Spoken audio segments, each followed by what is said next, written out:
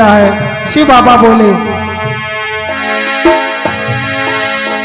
बोला रे बोला जोगी सुन ले री माता, और बोला रे बोला जोगी सुन ले री माता, कृष्ण कन्हैया मेरा यार है, ओ कृष्ण कन्हैया मेरा यार है। बोला रे बोला जोगी सुन ले री माता, बोला रे बोला जोगी सुन ले री माता, कृष्ण कन्हैया मेरा यार है, ओ कृष्ण कन्हैया मेरा यार है।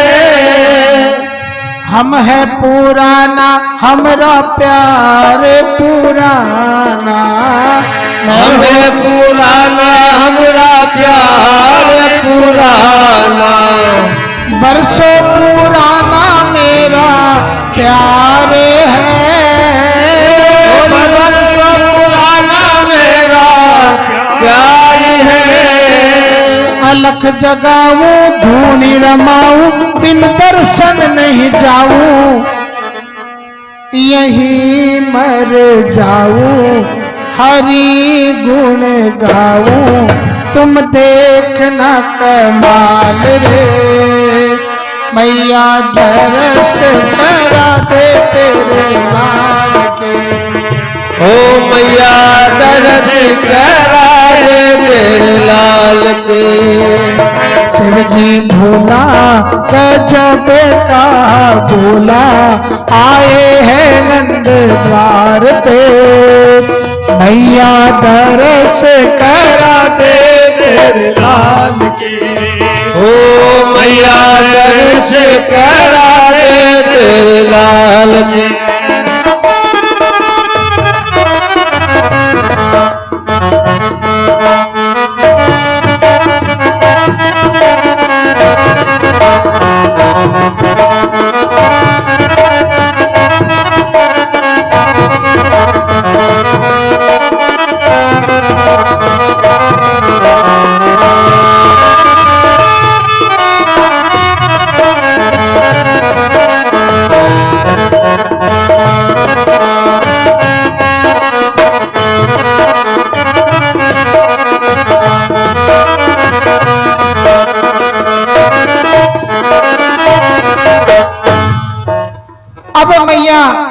कहती है बाबा देखो लाला आपके स्वरूप को देखेगा तो डर जाएगा, अभी नन्नो सो लाला है, नेक सो लाला है, नेक बड़ो है जाए तो समझने लगेगा, परंतु अभी तो छोटा है बड़ो ना है भयो है। और आपके इस भयंकर स्वरूप को देख करके बच्चा डर गया तो फिर समझाना मुश्किल हो जाएगा। बाबा भिक्षा कम है ना तो थोड़ी भिक्षा और ला दूं और आप भिक्षा लेकर के जाओ, मेरे लाला के दर्शन नहीं होंगे। हो दिखाऊं को नीला दिलो नजर लग जाए, दिखाऊं को नीला दिलो नजर लग जाए, दिखाऊं को नीला दिलो नजर लग जाए, दिखाऊं को नीला दिलो नजर लग जाए, नजर लग जाए जुल्म हो जाए, ओ नजर लग जाए जुल्म हो जाए, दिखाऊं को नीला दिलो नजर लग जाए, दिखाऊं को नीला दिलो नजर लग जाए, दिखाऊं को नीला दिलो नजर लग जाए। मैया और शिव बाबा का दिव्य संवाद होता है। अब काकभूषुंड जी ने प्रचार इतना कर दिया था, श्रृंगी और भृंगी ने प्रचार इतना कर दिया था कि बाबा के प्रति माँ की श्रद्धा हो गई और कहा मैया देखो हमारे गुरुजी है ना ज्योतिष के प्रकांड विद्वान है, श्रृंगी और भृंगी की ओर शिवजी ने इशारा किया, बोले तुम आए किस लिए हो, कुछ तो सहयोग करो दर्शन करने में। तब श्रृंगी और भृंगी बोले मैया हमारे गुरुजी ज्योतिष के प्रकांड विद्वान हैं, कम से कम आप लाला का कुछ तो भविष्य पूछ लीजिए, गुरुजी ऐसे तो किसी के जाते नहीं है और खुद चल करके आए हैं, तो इनकी विद्या का लाभ लो ना मैया।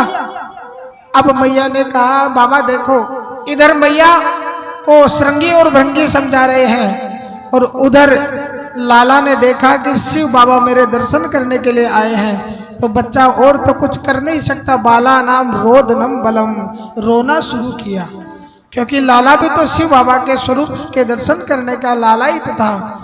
लाला भी लालायित थे, शिव बाबा भी लालायित थे, दोनों एक दूसरे के मिलने के लिए व्याकुल है। लाला ने रोना प्रारंभ किया, दासी दौड़ करके आई, मैया लाला जोर जोर से रो रहा है। मैया मुझे तो लगता है ये जोगी देखो इसके होंठ हिल रहे हैं, कहीं कोई मंत्र तो नहीं जप दिया, लाला के मंत्र तो कोई टोना टोटका तो नहीं कर दिया। अब मैया अंदर गई है और लाला को लेकर के आई है। लाला को बाबा आप एक नजर से मत देखना, टकटकी लगा करके मत देखना, कहीं हमारे लाला को नजर लग गई तो मैं गोद में लेती हूँ, आप हमारे लाला के दूर से दर्शन करो। श्रृंगी और भृंगी की ओर फिर शिव जी ने इशारा किया, तो श्रृंगी और भृंगी से कहते हैं शिव जी कुछ तो लीला, कुछ तो उपाय करो जिससे मैं भगवान को गोद में ले सकूं, भगवान के स्वरूप को निहार सकूं गोद में लेकर के। श्रृंगी और भृंगी ने कहा मैया हमारे गुरुजी है ना ज्योतिष के विद्वान है, लेकिन अब क्या है मैया पास की जो नजदीक की नजर है ना वो कमजोर हो गई है। मैया गुरुजी की दृष्टि थोड़ी कमजोर हो गई है, नजर और दूर और नजदीक दोनों की नजर गुरुजी की कमजोर हो गई है, और लाला से मिलने के लिए व्याकुल थे ना, जल्दी जल्दी में अपना चश्मा भी मैया घर पे ही भूल गए। तो अपने लाला का भविष्य यदि जानना है तो गुरुजी को मस्तिष्क रेखा देखनी पड़ेगी और उसके लिए लाला को गोद में देना पड़ेगा। ऐसा माँ यशोदा से श्रृंगी और भृंगी ने कहा। अब माँ यशोदा लाला को गोद में देती है और जैसे ही ब्रह्म के साथ में संबंध हुआ, हो जी कृष्ण कन्हैया के दर्शन पाकर, कृष्ण कन्हैया के दर्शन खातिर भोले जी हर सा गए, भोले जी हर सा गए। देखी जोगी का रूप निराला, देख जोगी का रूप निराला, लाला भी शर्मा गए, लाला भी शर्मा गए। भक्त कमंडल दंड कमंडल भरता नहीं है मंडल, हो पार पार लगाना हम दरस दिखाना, तेरा ही इंतजार है, हो मैया दरस करा दे तेरे लाल के, हो मैया दरस करा दे तेरे लाल के। शिव जी भोला गजब का भोला आए हैं नंद द्वार पे, मैया दरस करा दे तेरे लाल के, हो मैया दरस करा दे तेरे लाल के, मैया दरस करा दे तेरे लाल के। शिव बाबा ने लाला को गोद में लिया और गोद में लेकर के शिवजी और कन्हैया की दृष्टि संबंध हुआ है। अब शिव बाबा कन्हैया को टकटकी लगा करके देखने लगे, नेत्रों से भगवत प्रेम के आंसू की बाढ़ आई है, प्रेमाश्रु बहने लगे, कंठ अवरुद्ध हुए।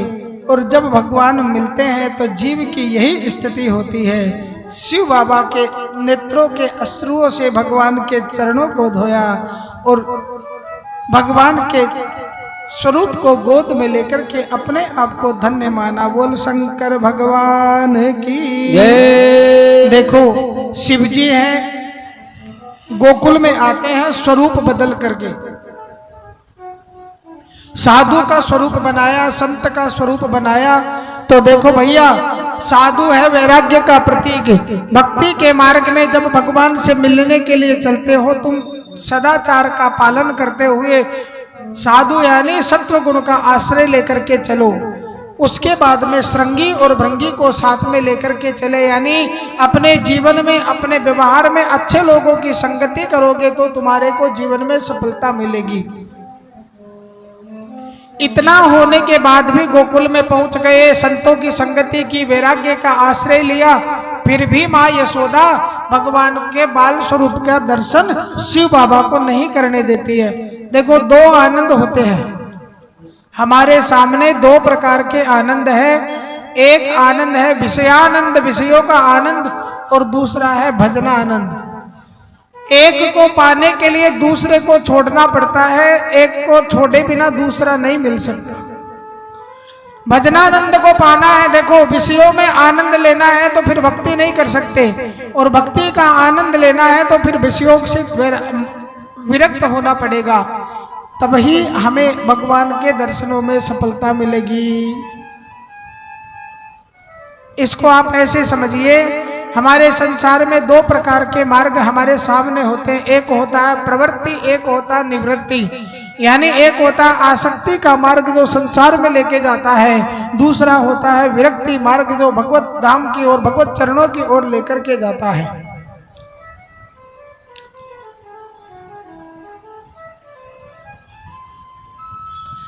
एक पिता के दो बेटियां थी, एक व्यक्ति के दो बेटी थी, उसने अपनी दोनों बेटियों की शादी की।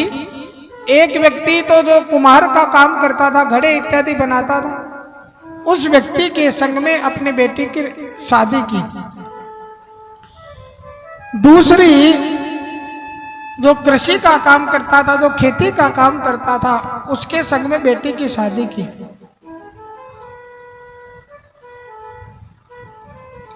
एक दिन पिताजी के मन में आया कि हमारी दोनों बेटियों का कुशल समाचार पूछा जाए, कुशल मंगल देखी जाए।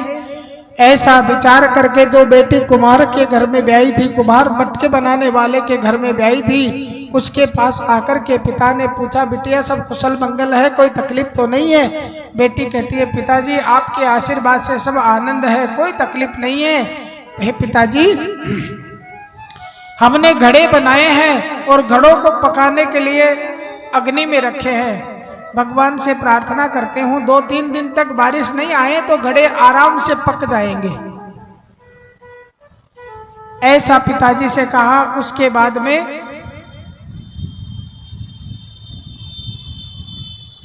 वह व्यक्ति अपनी उस बिटिया के पास गया जिसको किसान के साथ में विवाह किया था।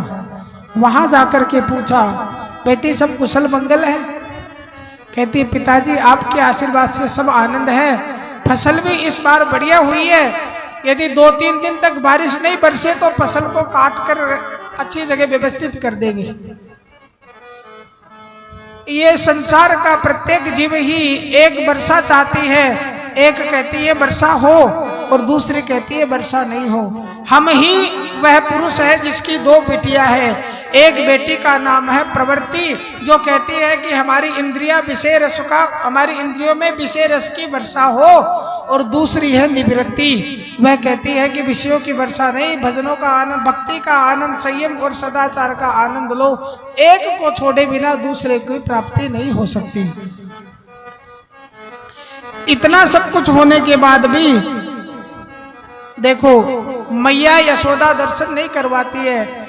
ये सब कुछ होने के बाद भी, प्रवृत्ति मार्ग में चलने के बाद भी, जब तक आपके मन में, आप मन से प्रवृत्त नहीं हुए हो, विरक्त नहीं हुए हो, तब तक जब तक आपके सामने माया का पर्दा है, यशोदा माया का पर्दा है, तब तक आपको भगवान के दर्शन नहीं होंगे। विरक्ति का स्वरूप बनाने के साथ साथ स्वभाव से भी विरक्त होना है। उसके बाद में ब्रह्म के दर्शन गोद में लेकर के लाला ने किए, बाबा ने किए। इस प्रकार भगवान के बाल स्वरूप के दर्शन हुए। सुखदेव जी कहते हैं कि आगे कथा सुनाते हुए, नंद बाबा का कंस का यह नियम था, सभी ब्रजवासियों से कर लेता, तो नंद बाबा भी कंस को प्रतिवर्ष कर के रूप में द्रव्य इत्यादि देते थे। कंस को कर देने का समय आया। कंस को कर देने के लिए नंद बाबा चले हैं। उस समय लाला को, अपने लाला की रक्षा का दायित्व बाल गोपालों को सौंप करके वार्षिक कर देने के लिए कंस के पास चले हैं। कंस की सभा में आए और कंस को महाराज नंद बाबा ने कर दिया।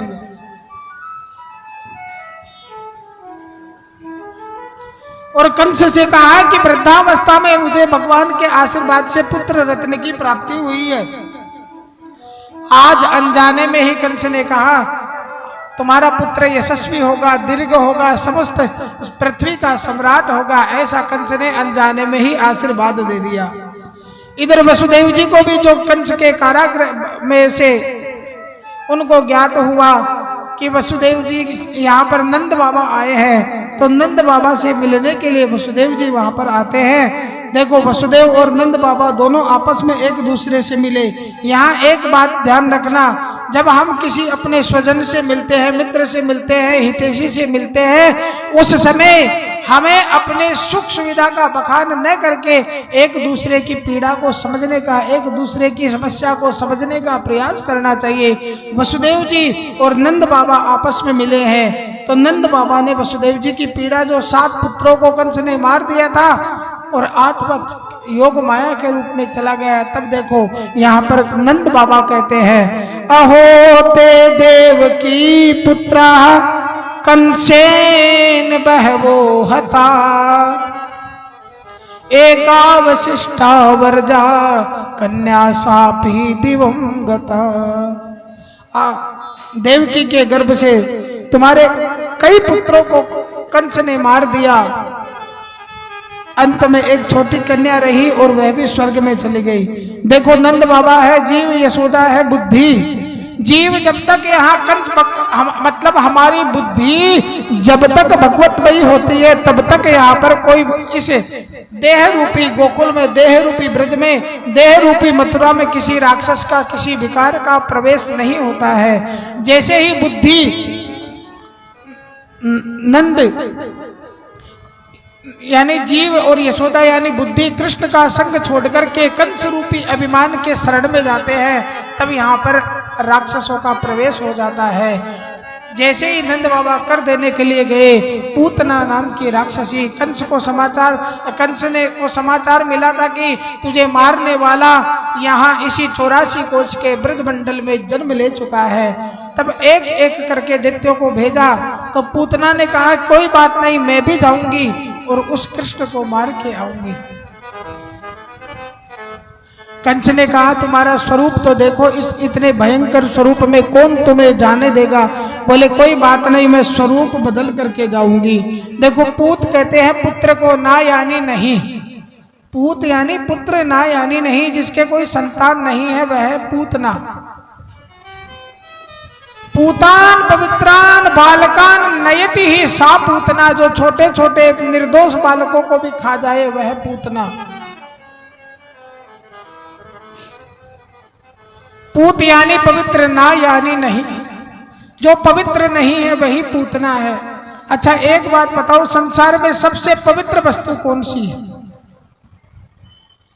आपसे एक बात पूछता हूं, संसार में सबसे पवित्र वस्तु कौन सी है? बोलो महाराज। राधे राधे। पवित्र वस्तु कौन सी है? संसार में सबसे पवित्र वस्तु कौन सी है? राधे राधे। बताइए, देखिए। है जी? नहीं पता? ज्ञान है संसार में पवित्र। गीता में भगवान श्री कृष्ण ने कहा, नहीं ज्ञानेन सदृशम पवित्रमिह विद्यते। ज्ञान संसार में सबसे पवित्र वस्तु है, वह कभी अपवित्र नहीं होता, और अज्ञान सबसे अपवित्र वस्तु है। जब नंद बाबा यानी जीव कृष्ण रूपी भगवान को छोड़ करके कंस रूपी अभिमान के शरण में गए, देखो नंद बाबा का जन्म के यहाँ भगवान का जन्मोत्सव हुआ 9वीं को, और 6 दिन बाद छठी का उत्सव मनाया।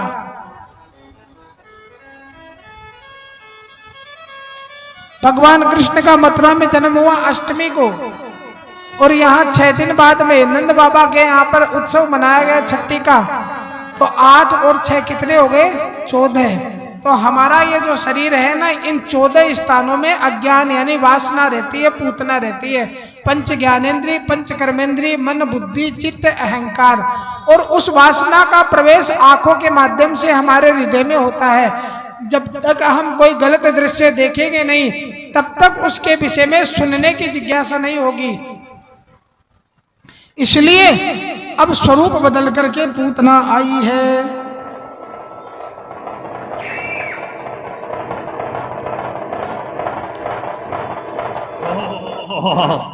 शरीर तो पूतना का सुंदर है, लेकिन स्वभाव पूतना का सुंदर नहीं है। स्वरूप तो सुंदर है, पूतना का स्वभाव सुंदर नहीं है।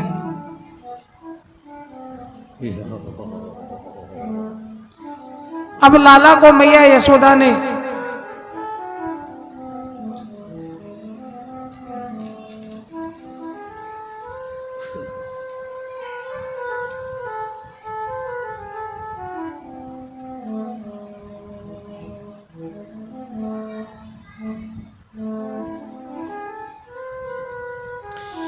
लाला को मैया यशोदा ने पलने में सुलाया, और पलने में सुला करके अपने घर के कार्यों में लग गई। इतने में स्वरूप बदल करके पूतना आई है और कहती है, नेक हम ही लाला को खिलाए ले।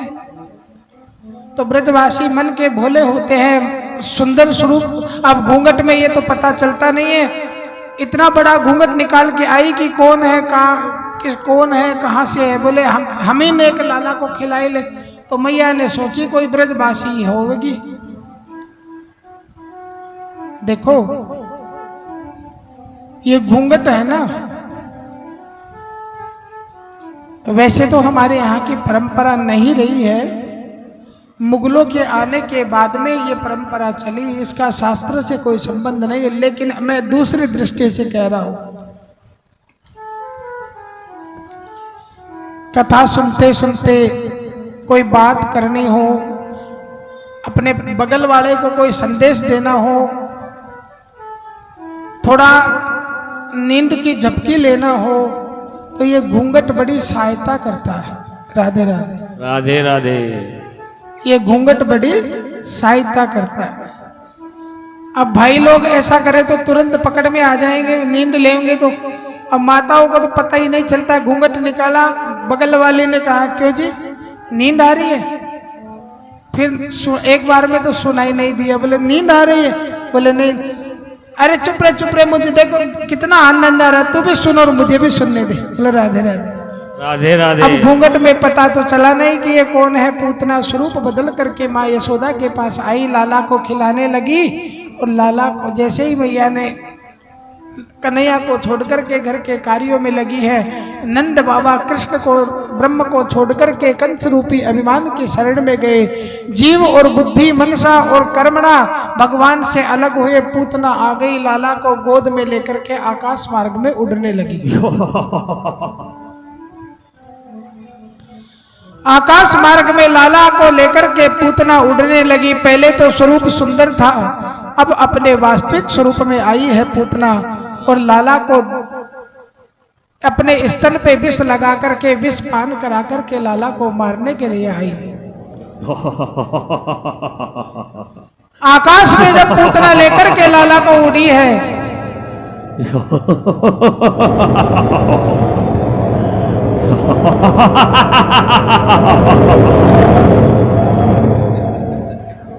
लाला को दूध पिलाने लगी। और लाला को दूध पिलाने लगी तो लाला दूध पीने के बहाने पूतना के स्तन के माध्यम से पूतना के प्राणों को खींचने लगे। पूतना को देख करके संतों ने कहा है लाला ने आंख बंद कर ली। अच्छा, लाला ने आंख बंद क्यों की? भगवान इसके संतों ने अनेक कारण बताए हैं। पूतना को देख करके लाला ने आंख बंद की, इसका मतलब है कन्हैया सोचते हैं कि देखो बिना किसी पुण्य कर्म के जीव मेरे सामने नहीं आ सकता, बिना किसी सत्कर्म के व्यक्ति मेरी कथा में, मेरे सत्संग में मेरे सामने नहीं बैठ सकता। आंख बंद करके कन्हैया सोचने लगे कि ऐसा कौन सा सत्कर्म किया है जिसके कारण ये पूतना मेरे सन्मुख आ गई। फिर शिव मन में विचार करते हैं भगवान कि विष पीने का काम तो भगवान शिव का है, मैं तो यहाँ मथुरा में माखन मिश्री खाने ब्रजवासियों का प्रेम पाने के लिए आया था और विष पीने का काम तो भगवान शिव का है। तो आंखें बंद करके भगवान शिव का ध्यान करने लगे। ऐसे बहुत से कारण संतों ने बताए हैं। अब पूतना ने भयंकर रूप में आकर के लाला को लेकर के उठ चली है। लाला ने स्तन पान करना शुरू किया। स्तन पान करते करते लाला स्तन के माध्यम से पूतना के शरीर से प्राणों को खींचते हैं। सामुंच मुंचालमिति प्रभासिनी निष्पीड्यमानाखिल जीव वर्मणि विवृत्य नेत्रे चरणौ भुजौ मुहुः प्रसन्न गात्रा क्षिपति रुरोद है। पूतना कहती है प्रभु मुझे लोक और परलोक दोनों से छुड़ा करके अपने धाम में ले चलो। 2 बार कहा सा मुंच मुंच, 2 बार कहा, यानी इस लोक और परलोक दोनों से छुड़ा करके आप मुझे अपने धाम में ले चलो। ऐसा पूतना अपने छटपटाने लगी। भयंकर रूप को अब है शिथिल पड़ने लगे। प्राणों को भगवान श्री कृष्ण ने खींचा है और जैसे ही पूतना के प्राणों को खींचा, पूतना का शरीर चेष्टा निश्चेष्ट होकर के धड़ाम से भूमि पर गिरा है। भयंकर आवाज, भयंकर शोर, इतना लंबा पूतना का शरीर 18 किलोमीटर लंबा। अब आप सोचिए इतना भयंकर शरीर जब पृथ्वी के ऊपर गिरेगा तो कितनी भयंकर आवाज होगी। अब जो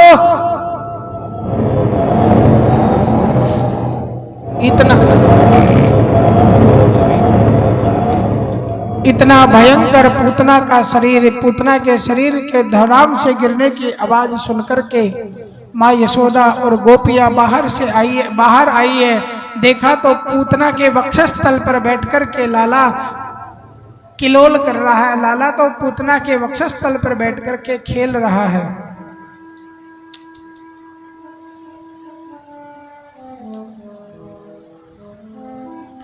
अब गोपियां यशोदा जी को डांटती है कि कितनी मन्नतें मांग करके तो भगवान से तुम्हें पुत्र मिला है और ध्यान नहीं रख सकती हो।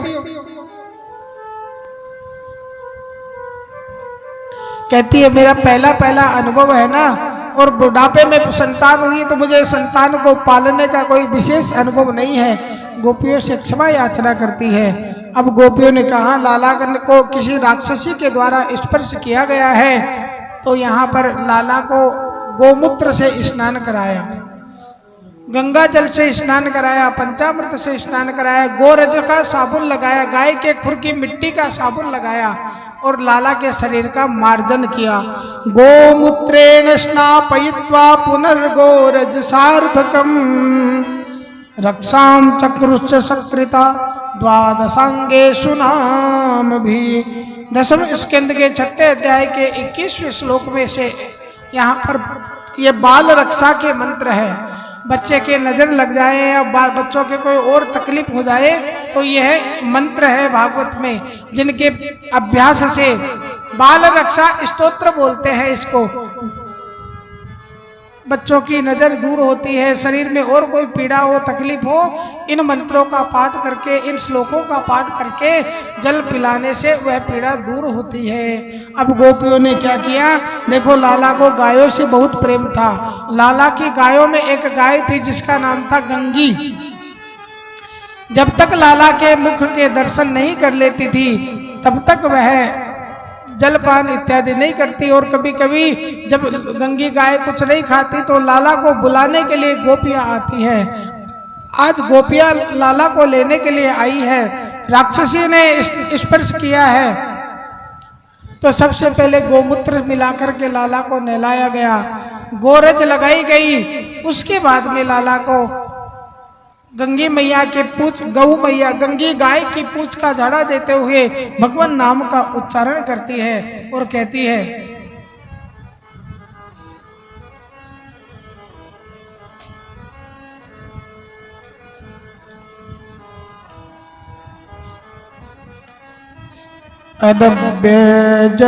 अदब्बे दजोंग्री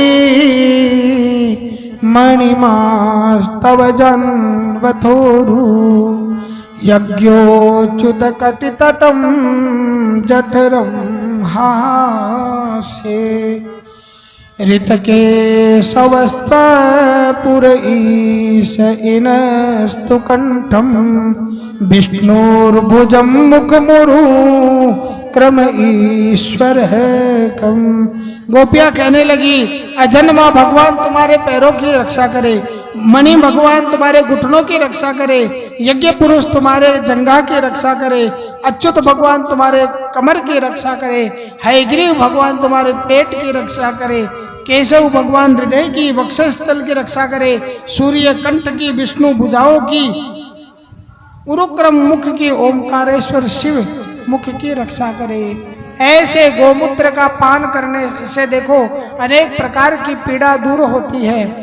जो छोटी गाय होती है बछिया, उस बछिया के गोमूत्र को एक सूती वस्त्र की 8 पुड़त करके उस पुड़त में 3 बार छान करके गोमूत्र पीना, इससे अनेकों रोग दूर होते हैं। और वर्तमान में तो अभी हमारे राजस्थान सरकार के द्वारा भी गो संरक्षण, गो संवर्धन और पर्यावरण संरक्षण का कार्यक्रम चल रहा है।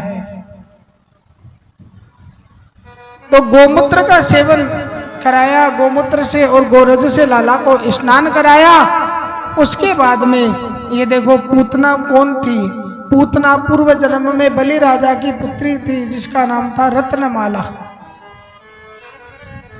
जब वामन भगवान का अवतार हुआ तो रत्नमाला वामन भगवान के सौंदर्य स्वरूप को देख करके कहती है, शायद मेरे भी ऐसा पुत्र होता तो अपने स्तनों से मैं उसे स्तनपान कराती।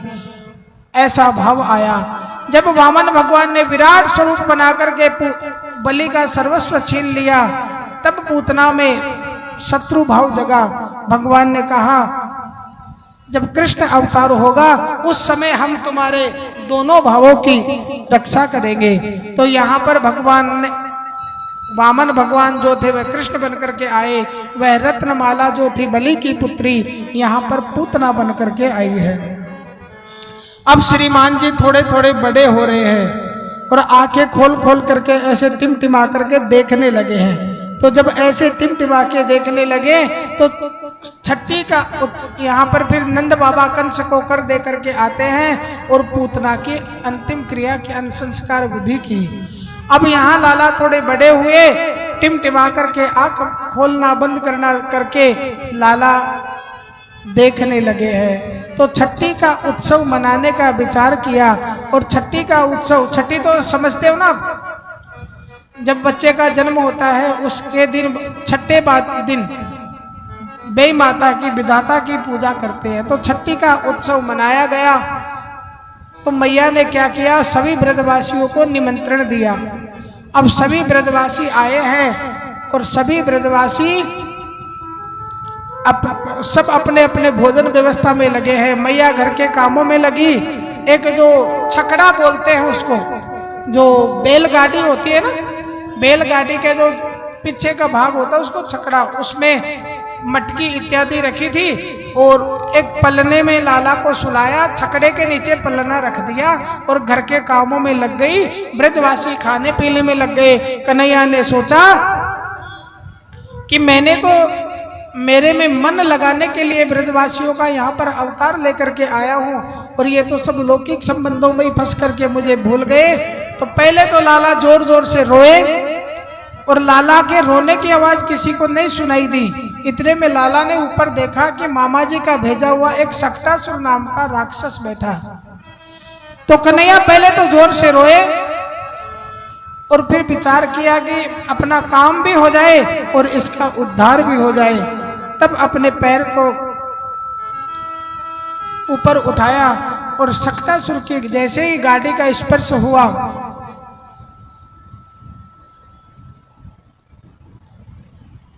सक्टासुर की गाड़ी आकाश में हवा में उड़ने लगी और सक्टासुर का उद्धार हुआ। जब गाड़ी पलट करके नीचे गिरी तो मैया बाहर आई और आकर के पूछा कि ये किसने किया, ऐसा कैसे हुआ, कोई आंधी नहीं आई, कोई तूफान नहीं आया, फिर गाड़ी कैसे पलटी। तो देखो जो छोटे बच्चे होते हैं ना, छोटे बच्चे झूठ नहीं बोलते हैं, इसलिए दत्तात्रेय जी ने 24 गुरुओं में छोटे बच्चे को भी एक अपना गुरु बनाया है। क्यों? बच्चा निर्मल होता है, बच्चा निष्कपट होता है, बच्चा निस्वार्थ होता है। तो छोटे बच्चे जो खड़े थे लाला के पास पे, उन्होंने कहा मैया हम आपको बताते हैं। कहते मैया पहले तो लाला जोर से रोए और जब काहू ने जाकी आवाज नाई सुनी तो लाला ने अपनो पैर ऊपर कीनो और गाड़ी के लगाए सो गाड़ी पलट गई।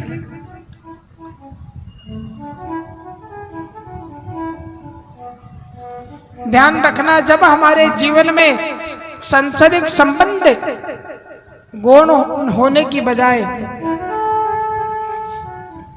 महत्वपूर्ण हो जाएंगे और धर्म गौण हो जाएगा, तब हमारे साथ में यही हाल स्थिति होती है। सक्टासुर का भगवान ने उद्धार किया, इसके बाद में तृणावर्त का भगवान ने उद्धार किया।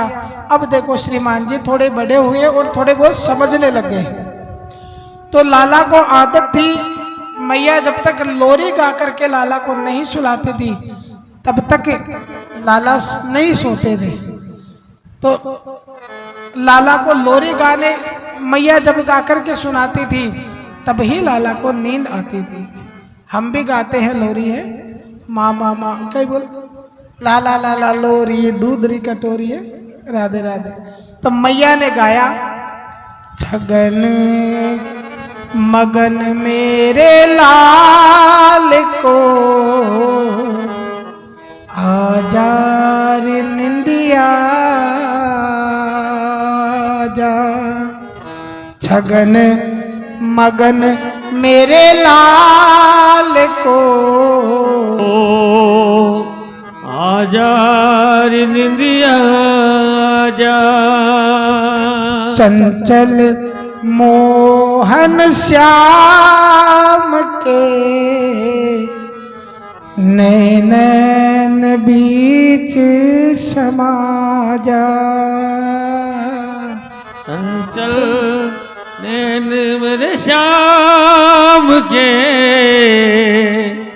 नैनन बीच समा जा, छगन मगन मेरे लाल को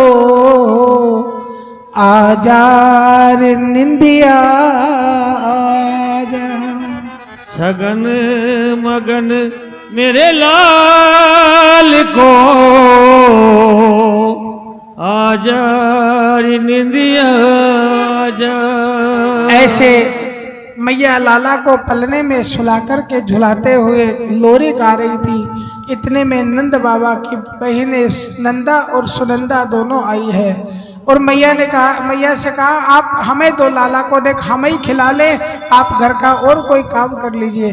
तब मैया कहती है सो जा रे होलरिया गी गाबू आवे छे, सो जा रे होलरिया गी गाबू आवे छे, नाना हाबू आवे रे गीगा हाबू आवे रे, सो जा रे होलरिया नाना हाबू आवे रे, सो जा रे होलरिया गी गाबू आवे छे,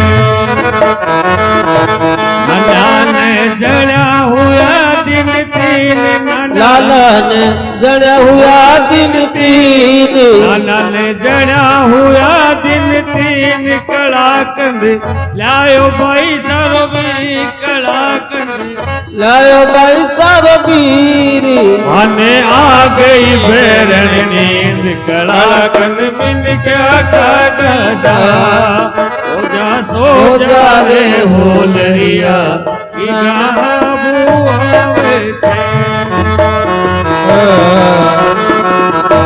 सो जा रे तने लोरी सुनाओ सो जा रे मेरा सो जा रे तने लोरी सुनाओ सो जा रे मेरा बाकी दुआ कभी खाली नहीं जाती तो जाने मेरा सो जा रे तने लोरी सुनाओ सो जा रे मेरा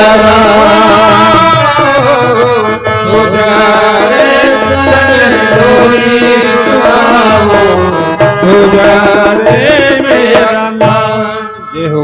मैया लाला को लोरी गा करके सुनाती है और लाला सोते हैं। अब देखो इसके बाद में तृणावर्त का भगवान ने उद्धार किया।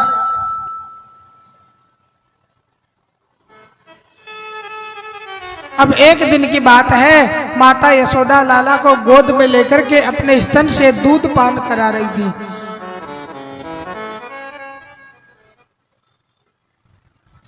अब माता का वात्सल्य प्रेम देख करके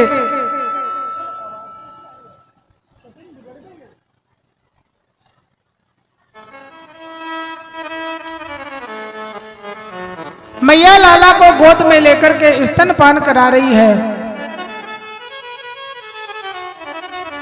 मैया का वात्सल्य भाव देख करके लाला शीघ्रता से दूध पीने लगे। माँ यशोदा ने देखा बच्चा कहीं ज्यादा दूध पी गया तो अपच हो जाएगा, अजीर्ण हो जाएगा। तब मैया से लाला ने कहा, मैया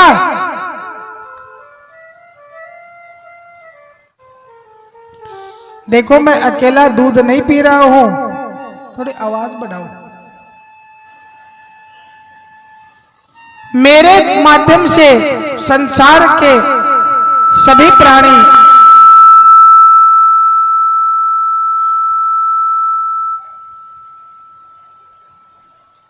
संसार के सभी प्राणी तृप्ति को प्राप्त कर रहे हैं। अब यहाँ पर मैया को लाला ने अपने मुख में समस्त ब्रह्मांड का दर्शन कराया है। अब लाला थोड़े और बड़े हुए और अब भगवान के नामकरण का अवसर आया।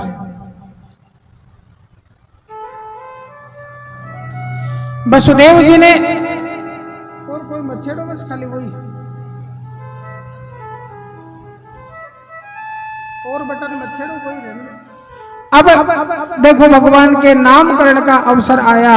वसुदेव जी ने नामकरण करने के लिए गर्गाचार्य जी को भेजा है। वैसे तो नंद बाबा के पुरोहित गुरु है सांडिल्य मुनि, किंतु यहाँ पर गर्गाचार्य जी को नामकरण करने के लिए भेजा गुप्त रूप से, क्योंकि कंस को पता चल गया कि यही कृष्ण है तो गड़बड़ हो जाएगी। ऐसा विचार करके गर्गाचार्य जी को नामकरण संस्कार करने के लिए भेजा है। नामकरण संस्कार करने के लिए नंद बाबा, यशोदा जी और रोहिणी जी गौशाला में आए हैं और गौशाला में आकर के भगवान का नामकरण संस्कार प्रारंभ हुआ। मैं फिर निवेदन करूं, हमारे 16 संस्कार है, पूर्णतः वैज्ञानिक है, पूर्णतः प्रमाणित है। नाम ऐसा रखिए जिसके माध्यम से भगवान का नाम भी निकलता रहे और संतान का नाम भी निकलता रहे। किसी का नाम ऐसा हो जिससे उस नाम का कुछ अर्थ हो और उसका कुछ प्रभाव पड़े। योग्य विद्वान से ज्योतिष के नक्षत्र के चरण के अनुसार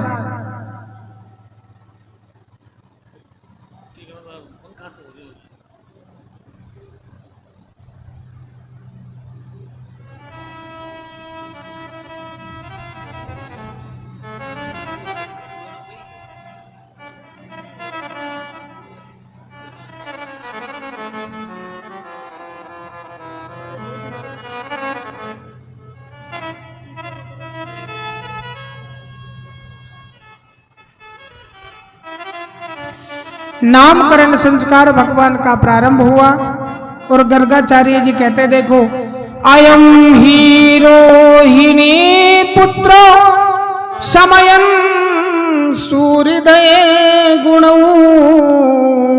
आख्यास्यते राम इति बलाधिक्यात् बलम विदु यदूनाम पृथक भावात् संकर्षण मुसंत्युत है। नंद बाबा कहने लगे ये जो यशोदा जी की गोद में बालक बैठा है ना, ये रोहिणी नंदन रोहिणी है। गर्गाचार्य जी ने कहा देखो, अपने गुणों के द्वारा अपने स्वजनों संबंधी और मित्रों को अपनी ओर आकर्षित करेगा, अपने गुणों से लोगों को आनंद प्रदान करेगा, इसलिए इसका नाम है राम। और बल की अधिकता के कारण बलाधिक्यात् बलम विदु, तो इनका नाम हो गया बलराम। फिर कहा आसन वर्णास्त्रयोस्य ग्रहण तो अनुयुगम तनु शुक्लो रक्तस्तथा पीत इदानीं कृष्णतां गतः। ये जो सांवला सांवला है ना, ये हर युग में शरीर लेकर के, मनुष्य शरीर लेकर के आता है। कभी ये वामन बनता है, कभी कुछ बनता है, कभी कुछ बनता है, कभी शुक्ल वर्ण में, कभी कृष्ण वर्ण, पीत वर्ण में, लेकिन इस समय कृष्ण बन करके आया है। अपने गुणों के कारण ये लोगों को, अपने सौंदर्य के कारण लोगों के चित्त को अपनी ओर आकर्षित करेगा, इसलिए इसका नाम हो गया कृष्ण। बोलिए कृष्णचंद्र भगवान की।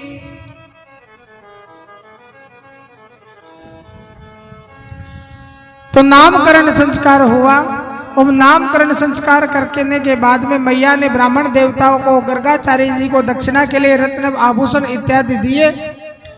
गर्गाचार्य संत है, उनको इससे कोई अभिप्राय नहीं, लेकिन माता जी के भाव का सम्मान करते हुए स्वीकार किया। अब देखो यशोदा मैया गर्गाचार्य जी से कहती है, महाराज जी भोजन का समय हो गया है, थोड़ा भोजन कर लो। ब्राह्मण हमारे घर में आए तो उसको भोजन कराना चाहिए। सही है, बस ठीक है। गर्गाचार्य से मैया ने कहा बाबा भोजन कर लो। तो गर्गाचार्य जी कहते मैया मैं तो अपने हाथों से बना करके भोजन करता हूँ, मैं किसी के द्वारा बनाया हुआ भोजन ग्रहण नहीं करता हूँ। तो गर्गाचार्य जी से मैया ने कहा बाबा आप बनाकर ग्रहण कर लो, पर खाओ तो सही, ऐसे भूखे कैसे जाओगे। तो गर्गाचार्य जी ने कहा मैया आज मुझे ठाकुर को खीर का भोग लगाना है, तुम सामान ला कर दो, तब तक मैं यमुना में स्नान करके यमुना जल ले आता हूँ। गर्गाचार्य जी यमुना में गए हैं, यमुना स्नान करके जल लेकर के आए और भगवान को भोग लगाने के लिए खीर बनाई। तो मैया ने सोचा भगवान को भोग लगाए बिना खाएंगे नहीं, तो गर्गाचार्य जी को एक सोने का थाल दिया और कहा बाबा इसमें नेक ठंडी कर लो और नेक ठंडी करके भगवान को भोग लगाना। जितना गर्म भोजन हम खा सकते हैं ना, उतना ही गर्म उसी हिसाब का भोजन भगवान के सामने रखना चाहिए। अब गर्गाचार्य जी ने थाली में खीर डाली और खीर डाल करके तुलसी दल छोड़ा। तुलसी दल छोड़ करके भगवान से प्रार्थना करने लगे। सत्संग चक्रम सकिरीट कुंडलम सपीत वस्त्रम सरसीरुहे क्षणम सहार वक्षस्थल कौस्तुभश्रियम नमामि विष्णुम शिरसा चतुर्भुजम। हे वैकुंठनाथ, हे लक्ष्मीपति, हे शरणागत वत्सल, हे दीन दयाल, हे जगदाधार, हे जगत नियंता, आइए और मेरे प्रसाद को ग्रहण करके मेरे प्रसाद को अमृत कीजिए। इस प्रकार से निवेदन किया तो कन्हैया ने सोचा कि ये तो मुझे ही बुला रहे हैं। और घुटमन घुटमल चल कर के लाला मंदिर में आकर के बैठ गए और जो खीर भगवान के भोग रखी थी लाला खाने लगे। माला पूरी हुई और माला पूरी होने के बाद में गर्गाचार्य जी ने आंख खोल करके देखा तो श्रीमान जी मंदिर में बैठ करके गर्गाचार्य जी के द्वारा अर्पित किया हुआ प्रसाद ग्रहण करे। मैया तोरे लाला ने मेरो प्रसाद झूठो करी दीनो। मैया लाला को डांटने लगी तो कहते लाला क्यों रे दारी के तूने भगवान के प्रसाद को झूठा क्यों किया? बोले मैया मैंने क्या किया, मैंने तो कछु करो ना है, बाबा ने ही वो को बुलायो तो मैं तो आई गई। गर्गाचार्य जी कहते मैंने तुमको नहीं बुलाया, मैंने तो बैकुंठ निवासी लक्ष्मीपति विष्णु को बुलाया था। लाला कहते मैया मैं ही तो विष्णु हूं। अरे लाला विष्णु के तो 4 भुजा होवे, तोरे कहाँ 4 भुजा है? तो मैया तुम कहो तो आभार पर हाल बना दो।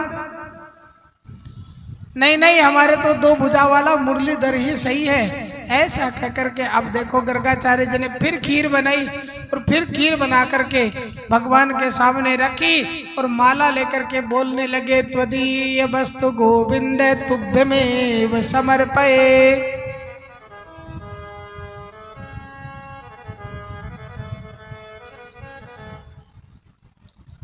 हे गोविंद तुम्हारी वस्तु तुम्हें अर्पण है, इस प्रसाद को ग्रहण कीजिए। अब लाला को भोग लगाया तो लाला ने फिर देखा ये तो मुझे ही बुला रहे। फिर लाला आकर के बैठ करके भोजन करने लगे खीर को। फिर मैया ने महाराज की माला पूरी हुई, कहते मैया फिर तुम्हारे लाला ने मेरी खीर झूठी कर दी। अब फिर खीर बनाई और फिर ध्यान करने लगे तो लाला ने मन में विचार किया कब तक ब्राह्मण देवताओं को परेशान करते रहेंगे। तब लाला ने कहा ऋषि मुनिवर महात्मा जी ब्राह्मण देवता आंख खोल करके देखो, तुम जिस लक्ष्मीपति बैकुंठ को बुला रहे हो, लक्ष्मीनाथ बैकुंठनाथ को जिसको तुम बुला रहे हो वह मैं ही हूँ। अपने स्वरूप के लाला ने गर्गाचार्य जी को दर्शन कराए। अब गर्गाचार्य जी ने हट कर लिया, अब तो यदि मेरा ठाकुर मुझे अपने हाथों से खिलाएंगे तब मैं भोजन ग्रहण करूंगा। आज कन्हैया को गोद में बैठाया है और गर्गाचार्य जी को अपने हाथों से कन्हैया ने भोजन कराया। बोलिए भक्तवत्सल भगवान की। लो जी अब श्रीमान जी थोड़े और बड़े हो गए और कितने बड़े हुए? 3 वर्ष के लाला है गए। कितने वर्ष के है गए? 3 वर्ष के। और जब 3 वर्ष के है जावे तो छोटे छोटे बच्चे घुटमन घुटमन चलना सीख जाते हैं। तो श्रीमान जी भी घुटमन घुटमन चलने लगे। ब्रजवासियों के नंद बाबा के यहाँ सालेग्राम जी की पूजा होती थी, ठाकुर जी की पूजा होती थी।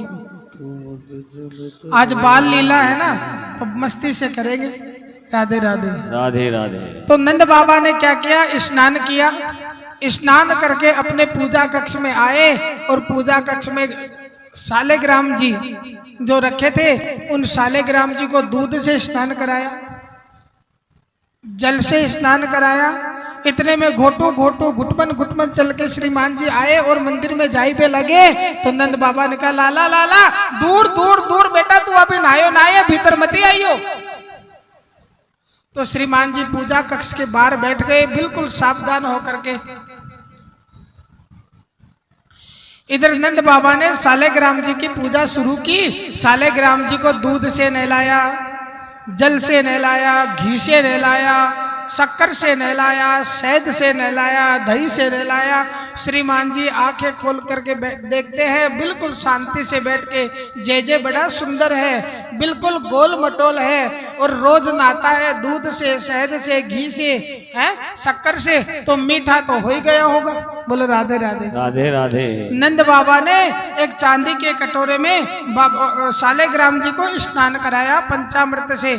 तुलसी दल रखा, पुष्प का आसन दिया, चंदन का तिलक लगा करके चांदी के पात्र में भगवान को विराजमान किया और विराजमान करके अपनी माला फेरने लगे। और जैसे ही नंद बाबा ने माला फेरने के लिए आंख बंद की, श्रीमान जी घोटू घोटू चल के पूजा कक्ष में आए और पूजा कक्ष में आकर के सालेग्राम जी को मुख में रख लिया। सालेग्राम जी को मुख में रख लिया तो एक तरफ से गाल गुब्बारे की जैसे फूल गया। नंद बाबा की माला पूरी हुई और देखने लगे जय हो मेरे सा सा। जब सालेग्राम जी दिखाई नहीं दिए तो तुलसी दल हटाया, पुष्प हटाए, कहीं सालेग्राम जी दिखाई नहीं दिए। दाई तरफ देखा, कोई नहीं दिखाई दिया, तो बाई तरफ श्रीमान जी बैठे बिल्कुल एकदम सावधान होकर के, आंख बंद करके, एक तरफ का गाल फूला हुआ है। लाला तोरे मुंह में कहा है? बोले ऊ हूं। लाला तोरे मुंह में कहा है? बोले ऊ हूं। अब जैसे ही नंद बाबा ने गुलीचे, अब थोड़ी थोड़ी ब्रज गुलीचे समझते हो, नंद बाबा ने जोर का गुलीचा लगाया तो सालेग्राम जी गप से बाहर आ गए। वृंदावन बिहारी लाल की जय हो। अब नंद बाबा लाला को डांटने लगे और नंद बाबा लाला को गोद में लेकर के यशोदा जी के पास आते हैं और कहते तोरो लाला आजकल घणो उद्यमी है गयो है। तो मैया कहती है या को का पतो ठाकुर जी का हवे, गुलाब जामुन समझो हो जाने मुंह में धर ली। ऐसे लाला अपनी बाल लीलाओं के माध्यम से ब्रजवासियों को आनंद देते हैं। अब एक दिन देखो भगवान मैया के आंगन में खेल रहे हैं, ठुमक ठुमक कर चल रहे हैं और कैसा मैया लाला का श्रृंगार मैया ने किया है।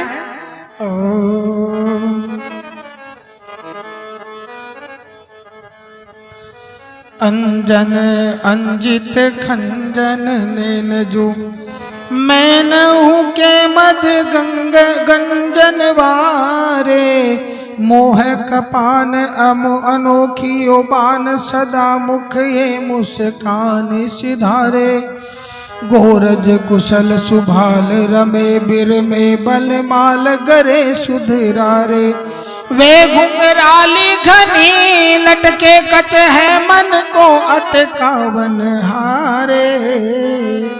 घुंघराली लटक सांवला सलोना सुंदर स्वरूप, सर पे मोर पंख, आंखों में काजल, पैरों में पायल और ऐसा सुंदर लाला का स्वरूप। और लाला देखो आंगन में खेलता है, ठुमक ठुमक चलत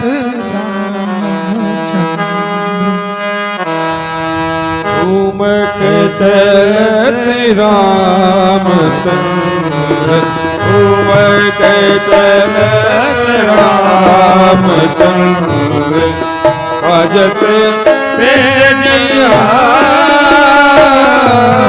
ठुमक चलत रामचंद्र, ठुमक चलत रामचंद्र,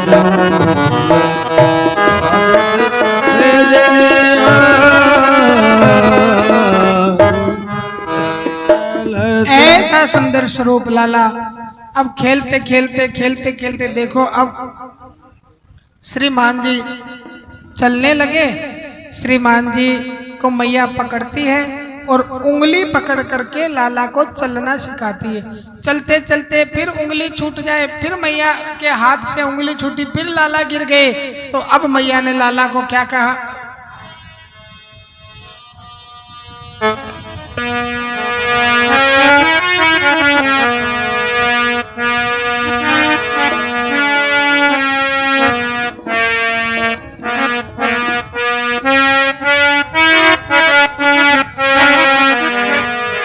अब मैया देखो लाला को खिलाती है और कैसे, अरे नाचे नंद लाल नचावे हर की मैया, नाचे नंद लाल नचावे हर की मैया, ठुमक ठुमक पग धरे रे कन्हैया, ठुमक ठुमक पर धरे रे कन्हैया, नाचे नंद लाल नचावे हर की मैया, नाचे नंद लाल नचावे हर की मैया, नचावे हर की मैया, नचावे हर की मैया, नचावे हर की मैया, नचावे हर की मैया। नाचे नंदलाल नचावे हर की मैया।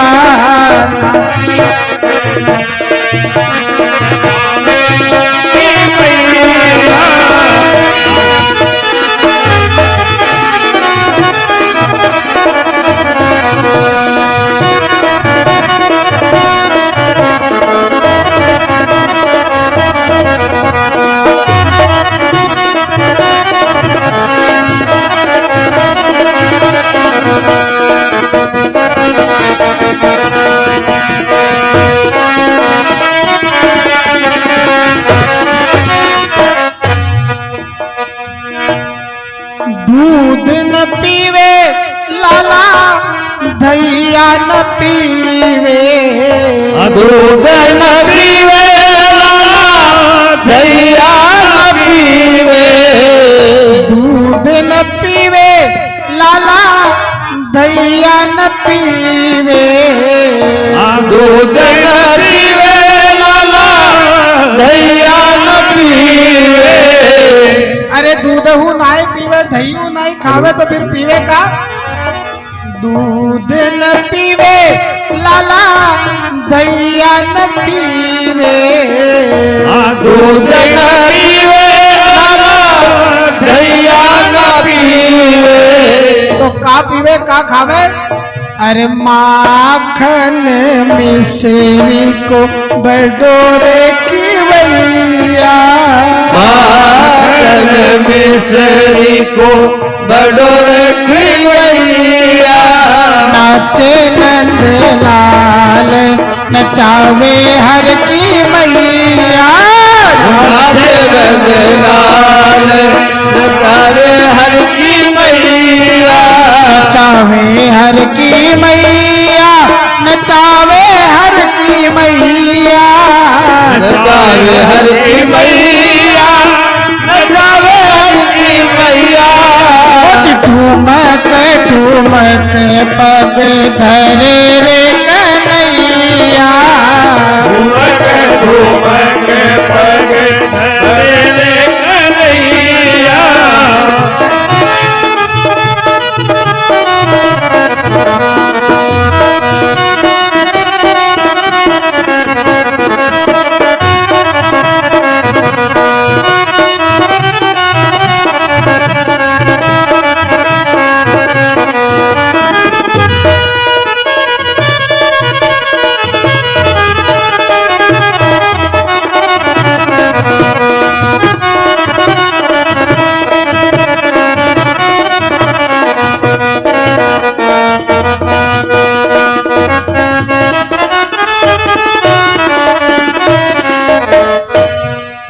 मथुरा में जाने जन्म लियो है, मथुरा में जाने जन्म लियो है। मथुरा में जाने जन्म लियो है, मथुरा में जाने जन्म लियो है।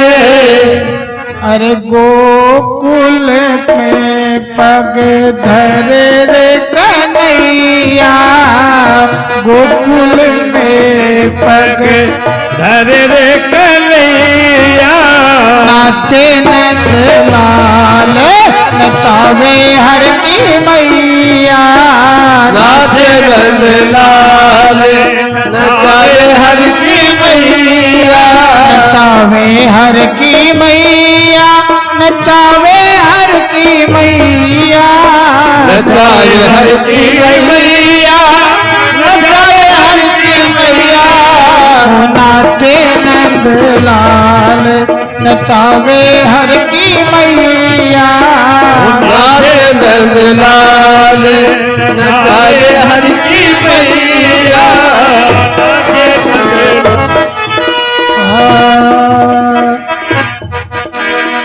साल न ओडे दुसाला न ओडे, साल न ओडे दुसाला न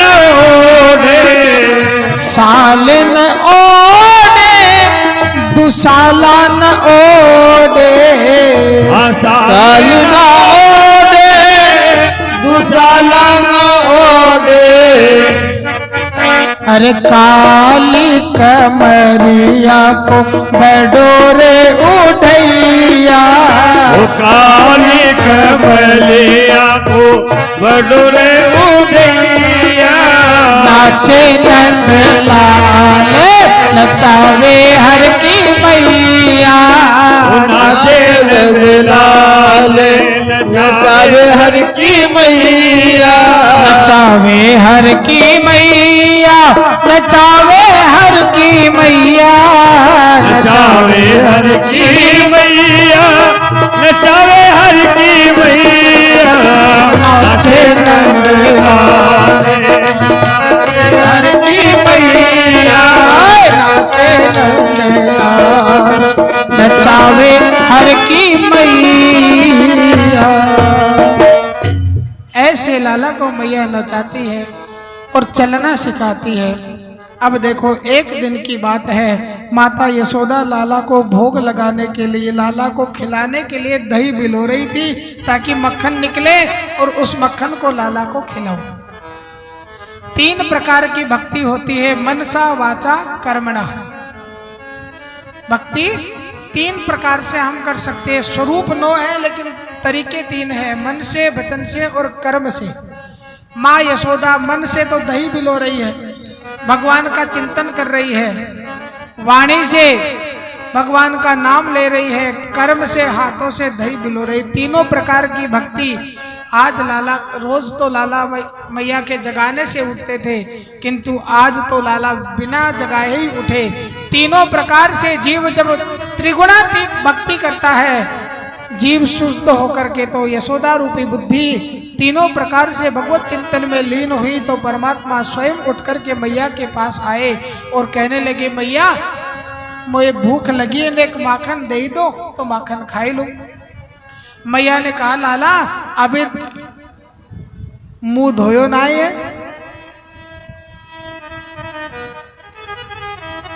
देखो सुबह सुबह है ना, सर्वप्रथम उठते ही है ना, अच्छे तरीके से गुनगुने पानी से कुल्ले करके 1 गिलास, किसी भी ऋतु में, गर्मी में घड़े का पानी, सर्दी में थोड़ा गुनगुना पानी, तो उससे क्या होगा, हमारा जो पेट है ना बिल्कुल चकाचक सही रहेगा। हम तो क्या करते हैं, अधिकतर बस उठते ही चाय चाहिए, राधे राधे, ताकि मानो कि उठते ही चाय पीने के लिए नहीं बने तो उठे ही नहीं। विज्ञान के अनुसार भी रात्रि में हम जब सोते हैं तो हमारे दांतों में विष उत्पन्न होता है, और उठते ही बिना कुल्ला किए यदि हम चाय इत्यादि जो भी कुछ ग्रहण करते हैं, उसके माध्यम से हमारे शरीर में रोगाणु उत्पन्न करने वाला विषाक्त तत्व हमारे शरीर में जाता है, तो स्वस्थ शरीर भी थोड़े दिनों में अस्वस्थ होने लगता है। मैया ने कहा, लाला अभी मुंह धोयो ना है और माखन मांग रहे। लाला कहते, मैया बड़े जोर से भूख लगी है, तो कहती है रात को मटकी में निकाल के धर्यो है, नेक माखन नेक मिश्री मिला के खाए ले। बोले जा ही मटकी ते खाऊंगो, अभी खाऊंगो। छोटा बच्चा होता है ना, जब जिद करता है तो हम उसको कैसे बहलाते, वो देखो वो देखो वो कौन, वो चंदा मामा। मैया ने क्या कहा, ध्यान हटाने के लिए, वो देखो वो चंदा मामा।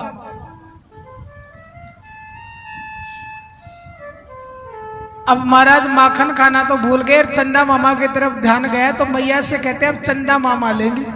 बोले राधे राधे राधे राधे। तो मैया ने कहा, हे बाबा, हे राम, देखो बाल हट बड़ा प्रबल होता है, बाजार में तुम गए, तुम्हारी जेब में पैसे हैं कि नहीं है? बच्चे ने हट पकड़ लिया कि मुझे ये चीज चाहिए, चाहिए मतलब चाहिए ही। आपकी जेब के पैसों से उसको कोई मतलब नहीं है कि नहीं है। अब लाला ने हट पकड़ ली, तो मैया ने क्या किया, एक परात में पानी भरा और चंदा मामा की परछाई को पानी में दिखा करके, चंदा मामा की परछाई को लाला को पानी में दिखाया और पानी में दिखा करके मैया कहती लो आ गया चंद्रमा। अब लाला हाथ डाल करके उसको चंदा मामा को पकड़ने लगे तो पानी में चंदा कैसे हाथ आवे। तब देखो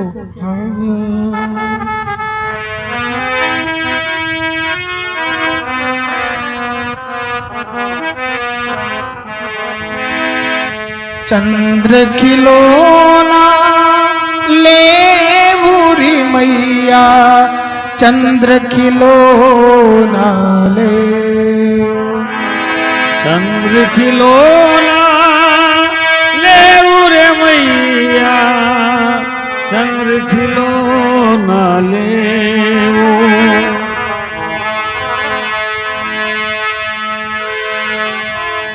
लागी भूख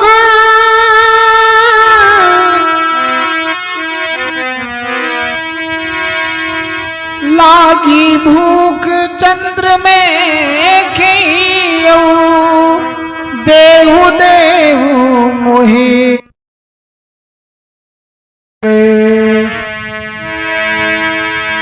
चंद्र खिलौना ले रे मैया चंद्र खिलौना ले। मैया चंद्र खिलौना लेंगे तो रोज मुझे चोटी का बहाना करके दूध पिलाती है। देखो लाला ये दूध पी लोगे ना तो चोटी बड़ी है जाएगी। छोटे बच्चे को राधे राधे। राधे राधे। कबहू बढ़ेगी चोटी मैया कबहू बढ़ेगी चोटी के तिबार मोहि दूध पियत भयो ये अजहू है छोटी। के तिबार मोहि दूध पियत भयो ये अजहू है छोटी। कबहू बढ़ेगी चोटी रे मैया कबहू बढ़ेगी चोटी। बाबा लाला तुम ये दूध पी लेगा तो तुम्हारी चोटी बड़ी है जाएगी। मैया कितने दिनों से मुझे रोज चोटी का बहाना करके तू दूध पिला पर तू ये तो अजहू वैसे की वैसी है जैसी पहले थी। अब तो लाला मचल गए और लाला मचल करके चंदा मामा लेने लगे।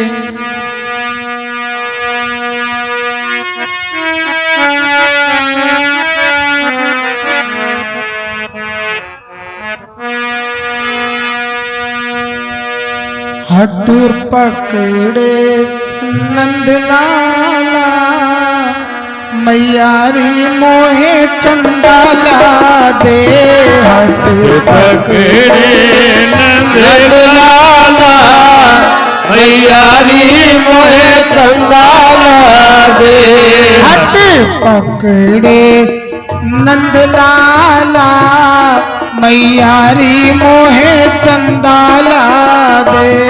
हट पकड़े नंदलाला मैयारी मोहे चंदाला दे। चंदाला दे मोहे चंदाला दे। चंदाला दे चंदाला दे चंदाला दे हो चंदाला दे चंदाला दे चंदाला दे। पकड़े नंदलाला मैयारी मोहे चंदाला दे। हट पकड़े नंदलाला मैयारी मोहे चंदाला दे।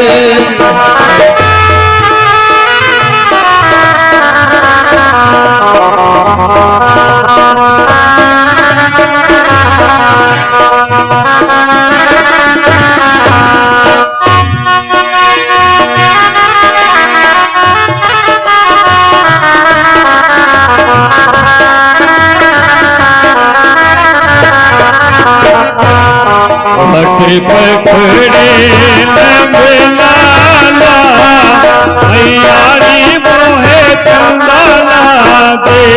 हट पकड़े नंदलाला मैयारी मोहे चंदाला दे। चंदा मामा दूर बसे हैं कैसे लेकर आओ हाँ ओ चंदा मामा दूर बसे हैं कैसे लेकर आऊं फिर भी तू ना माने तो मैं थाली में दिखलाऊं हाँ और फिर भी तू माने तो मैं थाली में दिखलाऊं हट पकड़े नंद लाला मैयारी मोहे चंदा ला दे हट पकड़े लाला यारी मोहे चंदा ला दे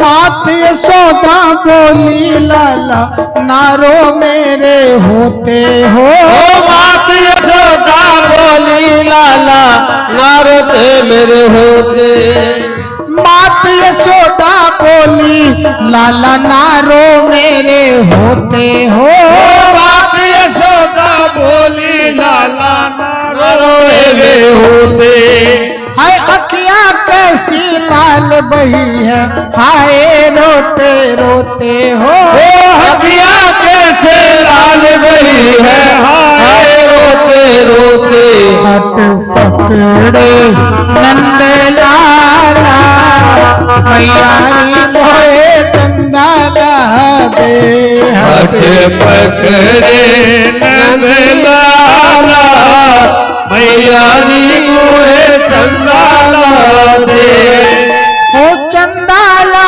दे चंदा ला दे चंदा ला दे ओ चंदा ला दे चंदा ला दे चंदा ला दे हट पकड़े नंद लाला मैयारी मोहे चंदा ला दे हट पकड़े उलन लाला मैयारी मोहे चंदा ला दे लाला चल रखो धीरे धीरे लाला मैया लाला की आंखों में काजल लगा करके सुंदर सुंदर श्रृंगार करती और लाला आज मचल गए चंदा को देख करके और ऐसे ऐसे आंखों को मसला तो जगन्नाथ भगवान की जैसे गोल गोल मोटी मोटी आंखें हो गई। अब लाला के जब हाथ पकड़ करके बैठ गए तो मैया ने कहा इतना कहकर मात यशोदा थाली भर कर लाई हो इतना कह के बात यशोदा थाली भर के लाई थाली में दिखलाई देखो चंदा की परछाई ओ हाँ थाली में दिखलाई देखो चंदा की परछाई हट पकड़ो नंद लाला मैयारी मोहे चंदा ला दे हट पकड़े नंद लाला मैयारी मोहे चंदा ला दे हट पकड़े उलन लाला मैयारी मोहे चंदा ला दे आज देखो मैया ने लाला को थाली में चंदा की परछाई दिखाई। पूरी दुनिया जिसकी माया के अधीन है आज वो यशोदा की माया यशोदा मैया के बहकावे में आए हैं और देखो क्या किया। कृष्ण कन्हैया खुश हो करके लगे बजावन तारी हाँ ओ कृष्ण कन्हैया खुश हो करके लगे बजावन थाली कृष्ण कन्हैया खुश हो करके लगे बजावन तारी ओ हाँ कृष्ण कन्हैया खुश हो करके लगे बजावन तारी मैया के बहकावे में आप फंस गए माया धारी हो। मैया के बहकावे में फंस गए माया धारी। हट पकड़े नंद लाला मैया री मोहे चंदाला। हट पकड़े नंद लाला मैया री मोहे चंदाला रे। चंदाला दे चंदा नाद चंदाला दे हो। लाला दे चंदाला दे चंदाला दे। नंद लाला मैया री मोहे चंदाला दे।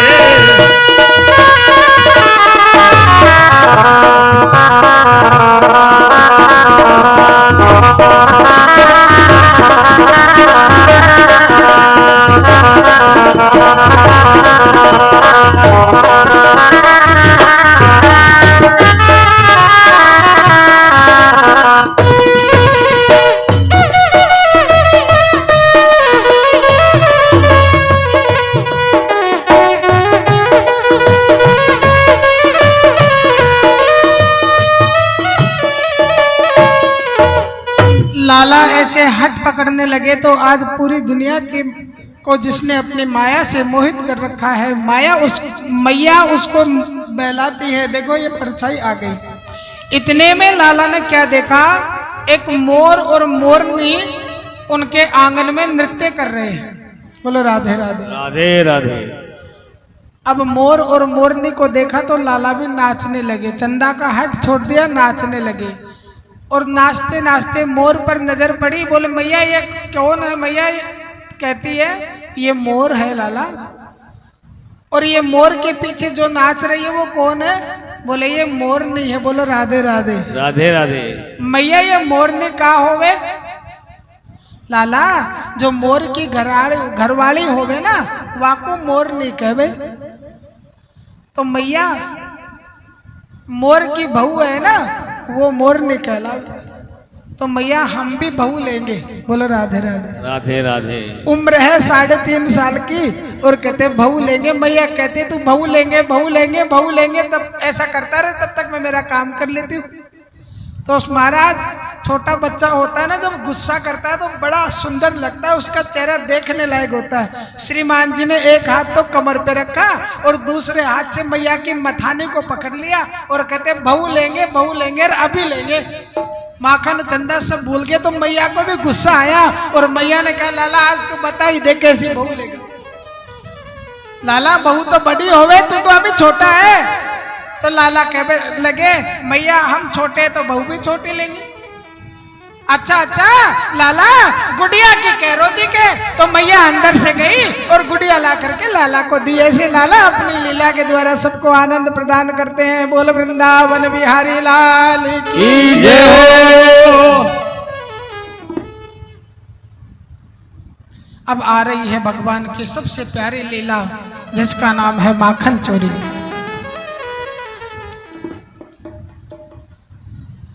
गोपियों का नियम था किसी ना किसी बहाने से लाला के दर्शन करना। देखो माखन कैसा होता है, चिकना होता है ना।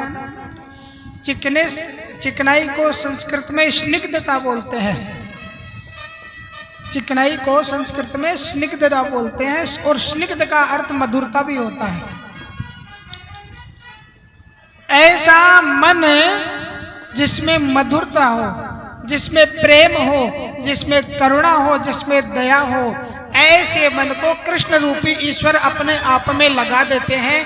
इसी का नाम माखन चोरी लीला है। गोपियां किसी ना किसी बहाने से लाला के दर्शन करने के लिए आती थी। एक दिन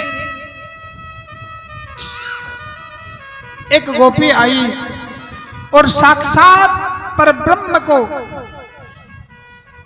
नंद बाबा के आंगन में नृत्य करता हुआ देख करके अपनी सखियों के पास आकर के कहा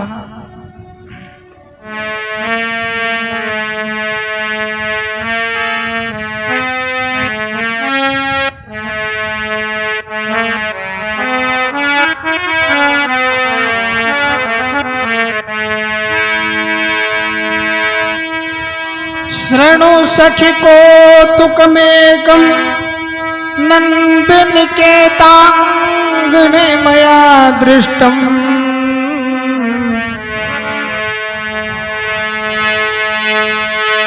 शृणु सखी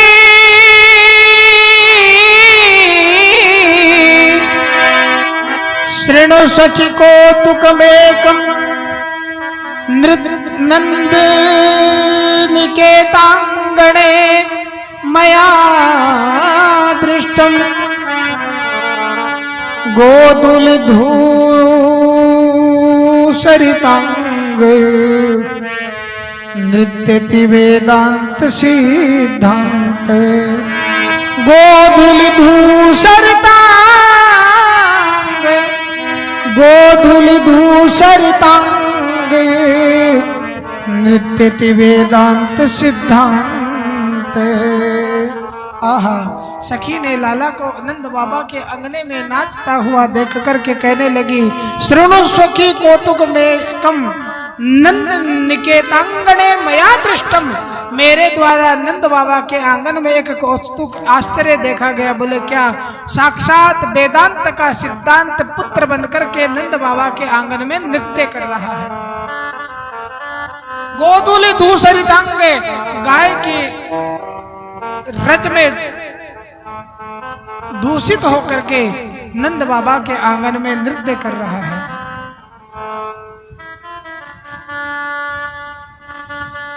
अब इस प्रकार की वार्ता सुनकर के अन्य गोपियों के मन में आया कि उस नंद स्वरूप नंद बाबा के लाल के दर्शन कैसे किया जाए। तो पता है, जो अपने घर में मटकियां थी, गोपियों ने उठा करके अपनी मटकी फोड़ दी। सासू जी आई और सासू जी आई, पूछा कि ये किसने फोड़ी? तो कन्हैया का नाम लगा दिया। अब सासू जी ने कहा, देखो मैं जाऊंगी तो झगड़ा बढ़ जाएगा, तुम ही जाओ और यशोदा जी को उल्हाना दे करके आओ। तो देखो गोपियां सुखदेव स्वामी जी के शब्दों में, कृष्णस्य गोप्यो रुचिरम वीक्ष्य कौमार चापलम शृण्वत्या किल तनुमातु ऋते होचु समागता। बचपन की चलताओं को देख करके गोपियां यशोदा जी के पास आई और यशोदा जी सत्यनारायण भगवान की पूजा कर रही थी। रोज ठाकुर की पूजा वैष्णवों के घर में होती है, सत्यनारायण भगवान की पूजा माँ यशोदा जी कर रही थी। गोपियां आई और लाला का उलाना देने लगी।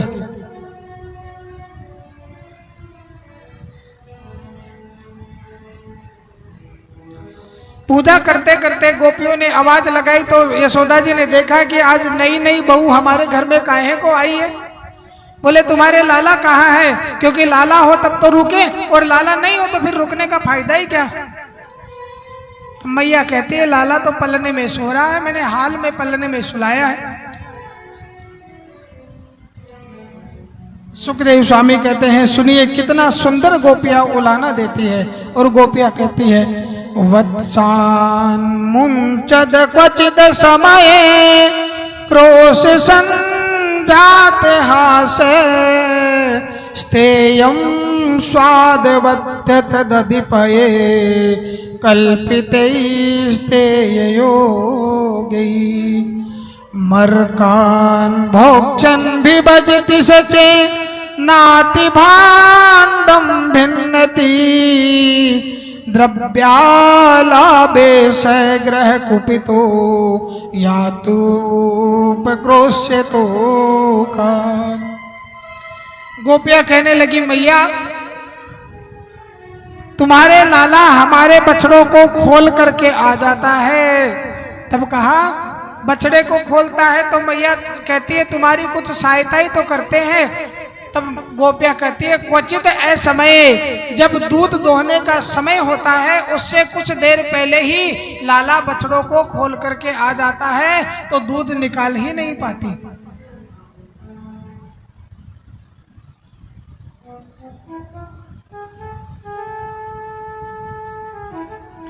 तो मैया यशोदा ने कहा बालक है या को का पतो कि कब बछड़े को खोलना है कब बछड़ान को ना खोलना, और बच्चा है तो थोड़ा डांट दिया करो, थोड़ा धमका दिया करो। तो गोपियां कहती है संजात हासे, आप हमें ये शिक्षा मत दो, हम ऐसा भी कर चुकी है। लेकिन जैसे ही कन्हैया को हम डांटती हैं तो कन्हैया हंसने लगता है और हम इसके हंसी को देखते हैं तो अपना गुस्सा शांत हो जाता है, अपना गुस्सा, हमारा गुस्सा ठंडा हो जाता है। कवि सूफी ने कहा, मिलता नहीं है कातिलों से कातिलाना अंदाज तुम्हारा, अपनी महफिल में बुलाकर के मुस्कान से मार देते हो। है? मिलता नहीं है कातिलों से कातिलाना अंदाज तुम्हारा, अपनी महफिल में बुलाकर के मुस्कान से मार देते हो।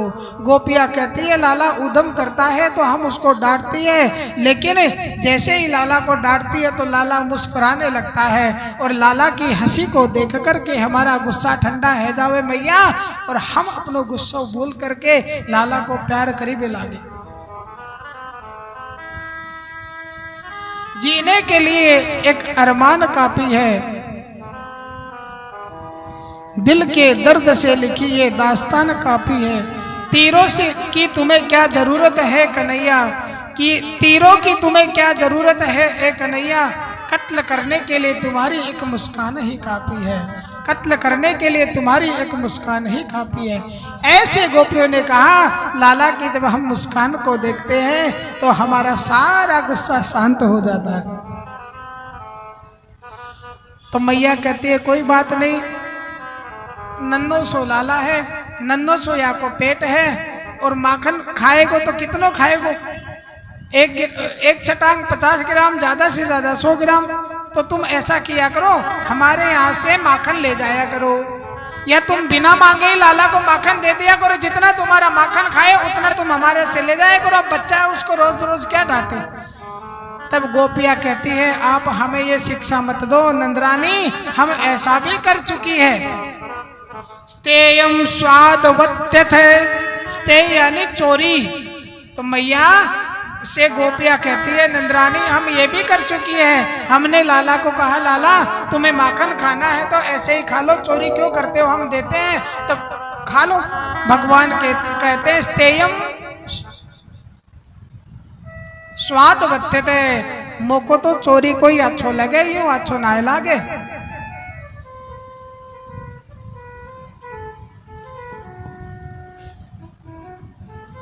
अब मैया को ने को गुस्सा आए गयो।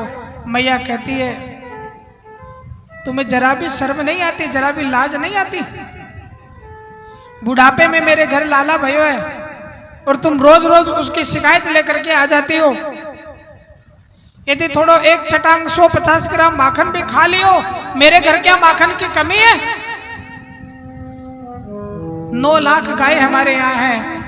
अब गोपियों को थोड़ा सा मन में लगा कि मैया गुस्सा हो गई है, तो कहती है गोपिया मैया लाला माखन खाए, हमें वो कछु तकलीफ ना है, तो फिर तकलीफ का है? बोले मैया ये अकेले नहीं खाते, पूरी मंडली चलती है इनके साथ में। मरकान भोक्षण विभजति से चेनाति भांडम विभाति, संग में पूरी मंडली चलती है, ऊपर बंदरों की मंडली और नीचे ग्वाल मंडली।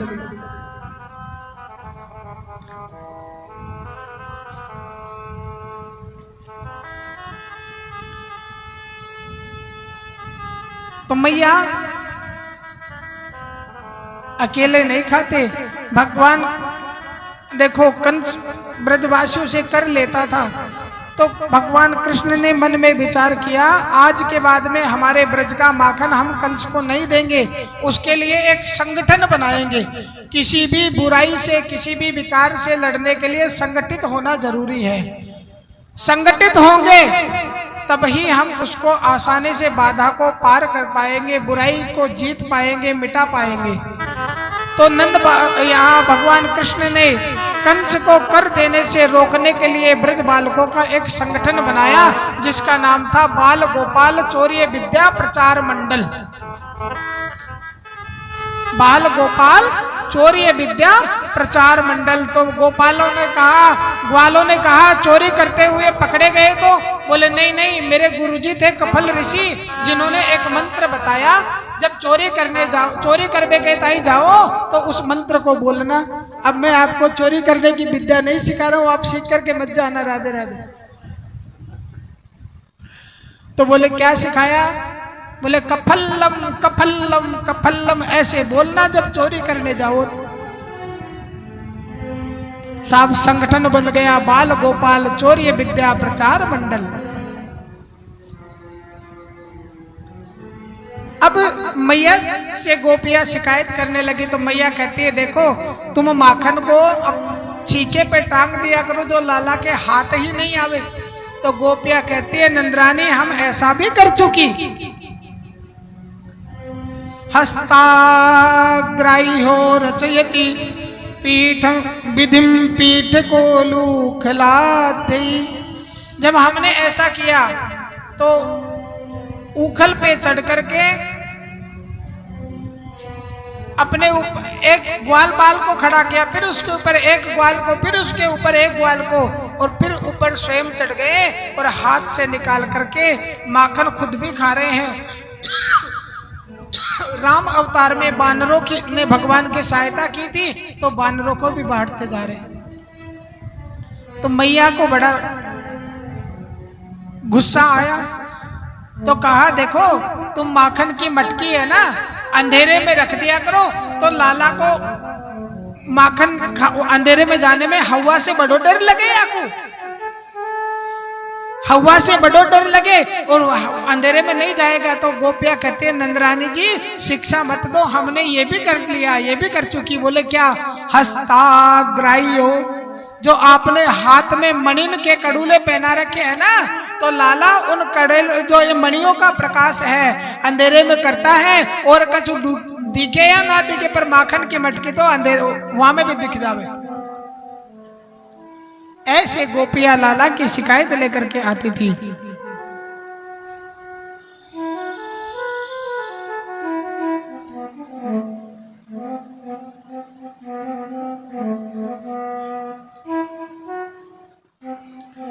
तो रोज रोज गोपियों की शिकायत से तंग आकर के मैया कहती है देखो जिस दिन तुम कभी मेरे लाला को रंगे हाथ पकड़ करके लाओगी तब मैं समझूंगी कि मेरे लाला ने चोरी की है। तो उन गोपियों में एक गोपी थी जिसका नाम था प्रभावती। प्रभावती अपने आप को औरों से थोड़ा ज्यादा होशियार समझती थी। कुछ व्यक्ति होते हैं अपने आप को ओवर स्मार्ट समझने वाले, तो प्रभावती जो थी अपने आप को अधिक होशियार समझती थी। उसने कहा इसमें कौन सी बड़ी बात है, मैं कल ही लाला को पकड़ के ले आऊंगी। तो गोपियों ने लाला को पकड़ने के लिए अपने जो दरवाजा था उसको बंद कर दिया, छीके पे मटकी टांग दी और स्वयं दरवाजे के पीछे छुप गई। लाला आए, माखन खाया, ग्वाल बालों को खिलाया, माखन खा के जाइबे लगे। लाला गए, वो ग्वाल बाल गए, बंदर गए, तब तक तो कुछ नहीं। जैसे ही लाला जाइबे लगे तो प्रभावती गेट के पीछे से जो छुपी हुई थी बाहर आई और निकलते हुए लाला को पहुंचो पकड़ लिया, यहां से हाथ पकड़ लिए। सोचा आज तो रंगे हाथों पकड़ा है। बार बार यशोदा नंदरानी कहती है कभी मेरे लाला को रंगे हाथों पकड़ के लाओगी तब समझूंगी। अच्छा उस प्रचार मंडली में प्रभावती का बेटा भी तो था। वह कहने लगा मैया या में जामे आके काऊ गलती ना आए, आज तो हमने हमारे घर पे पार्टी रखी थी इसलिए ये आए हैं।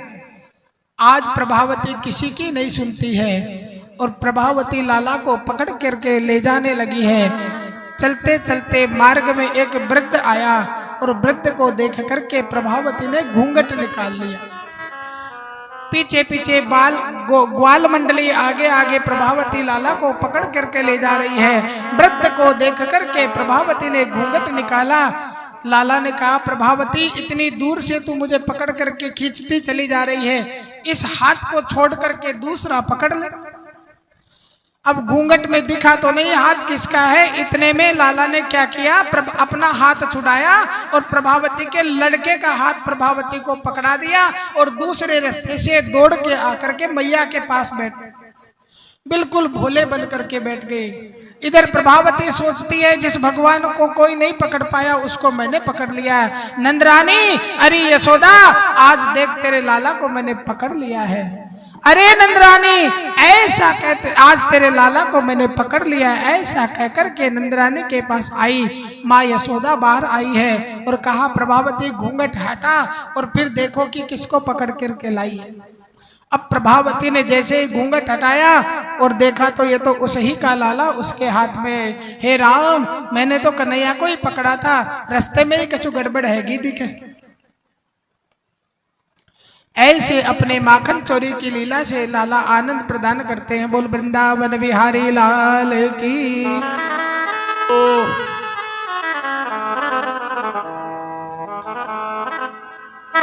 अब देखो, एक दिन एक गोपी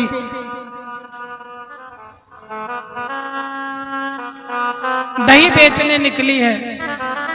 सुना है आज महफिल में बड़ी रफ्तागिरी होगी, लेकिन मुख से वो निकलेगा जो दिल में भरी होगी। है सुना है आज महफिल में बड़ी रफ्तागिरी होगी, लेकिन मुख से निकलेगा वह जो दिल में भरी होगी। जो हमारे दिल में होगा वही जबान पे आ जाएगा। गोपी माखन बेचने निकली है, बुद्धि से मन का चिंतन है। देखो पहले प्रभावती क्या है, प्रभावती जीव की अभिमानी बुद्धि है। प्रभावती के मन में ये था जिस भगवान को कोई नहीं पकड़ पाया उसको मैंने पकड़ लिया। बुद्धि जब निष्कपट भाव से निर्णय कर लेती है कि मुझे भगवान को पकड़ना है, तब पकड़ लेती है जैसे प्रभावती ने पकड़ा। लेकिन बुद्धि में जब ये अभिमान आ जाए कि मैं ही पकड़ सकती हूँ, दूसरा नहीं पकड़ सकता, तब भगवान मिलकर भी दूर चले जाते हैं। आज एक गोपी दही बेचने निकली है, माखन बेचने, लेकिन सुना है आज महफिल में बड़ी रफ्तागिरी होगी, निकलेगा वह जो दिल से में भरी होगी। बोलना तो चाहिए माखन ले लो, माखन ले लो, लेकिन निकलता है कोई माधव ले लो, माधव ले लो, माधव ले लो, माधव ले लो। ले मटकी या ब्रज में कछु देखो री टोना, ले मटकी सिर चली गुजरिया, आगे मिलो नंद जू का छोना। दधी को नाम बिसर गयो प्यारी, ले ले उरी कोई श्याम सलोना। दधी को नाम बिसर गयो प्यारी, ले ले उरे कोई श्याम सलोना। वृंदावन की कुंज गलिन में आस लगाए गयो मन मोहना, मीरा के प्रभु गिरधर नागर सुंदर श्याम सरस रस गोला। भगवान कृष्ण ने देखा ये तो मुझे ही बेचने के लिए निकली है, तो भगवान कृष्ण आए और भगवान कृष्ण आकर के कहा गोपी थोड़ा सा माखन हमें ही खिला दो। कहती है मैं तो तुझे माखन नहीं दूंगी, तू तो नंद बाबा को ना है, नंद बाबा के तो बलराम जी है, तू नंद बाबा तो गोरे, तू कारो कायते हो गए, तो नंद बाबा को ना है, मैं तो को माखन ना दूं। ऐसा कहकर के गोपी माखन बेचने के लिए आगे चली है। कन्हैया ने एक पत्थर उठाया और पत्थर उठा करके मटकी को फोड़ दिया। अब मटकी को फोड़ दिया तो गोपी को गुस्सा आया, और गोपी को गुस्सा आया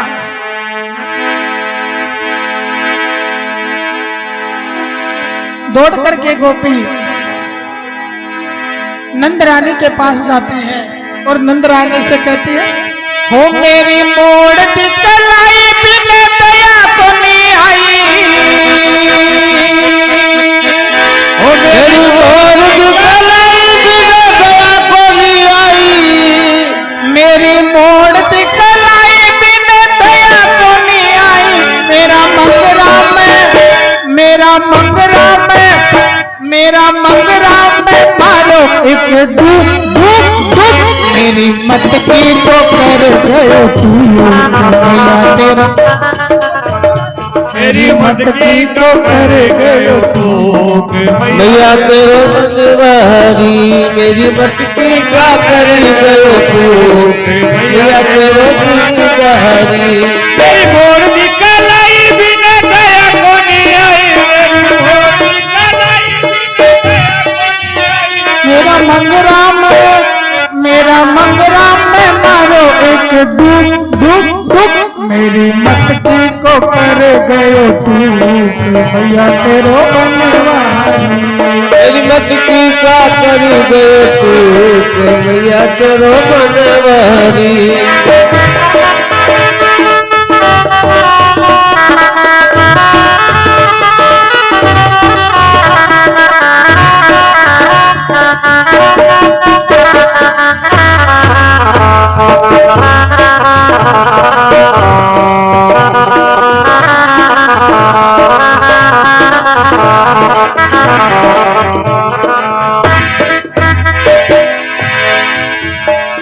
पानी डो भरती मैं तो जमुना में जाई के, और पानी भरती मैं तो जमुना में जाई के, पानी डो भरती मैं तो जमुना में जाई के, पानी भरती मैं तो जमुना में जाई के, पीछे से मारी जुल्मी गेंद की घुमाई के, पीछे से मारी गुलगी ओ गेंद की घुमाई के, पीछे से मारी जुल्मी गेंद की घुमाई के, और पीछे से मारी गुलगी ओ गेंद की घुमाई के, मैं तो क्या मिलाऊं पानी मेरी लड़की जिठानी,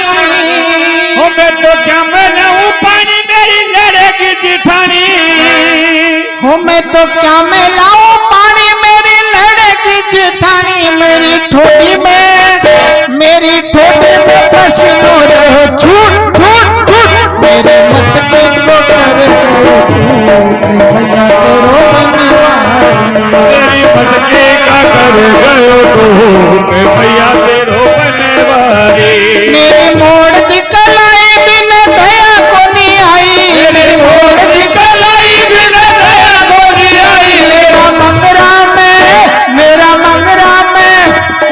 मंगरा में मारो एक ढूक ढूक ढूक, मेरी मटकी को कर गयो तू के मैया तेरो बनवारी,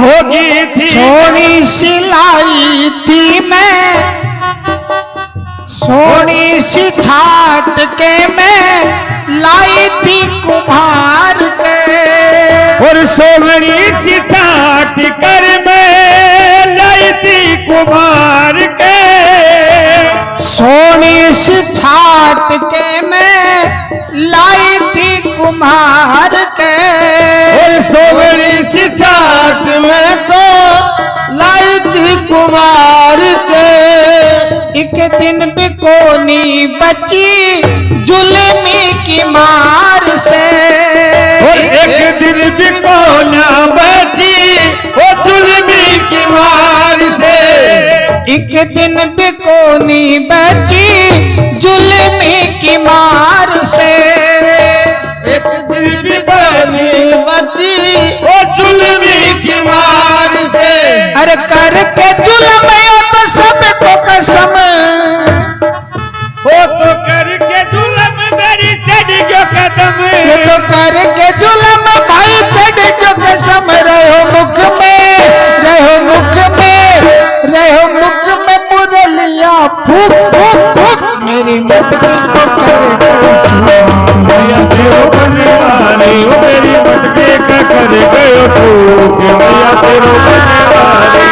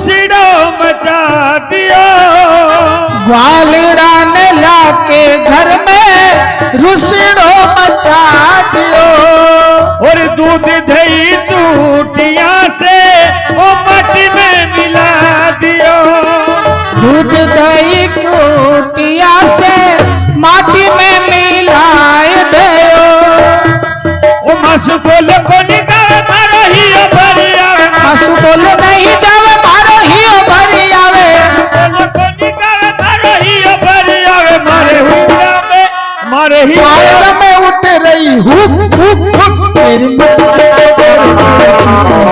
या तेरे बनवारी मेरी भक्ति का कर गए तू या तेरे बनवारी मेरी मटकी को कर गए तू कि मैया तेरो बनवारी।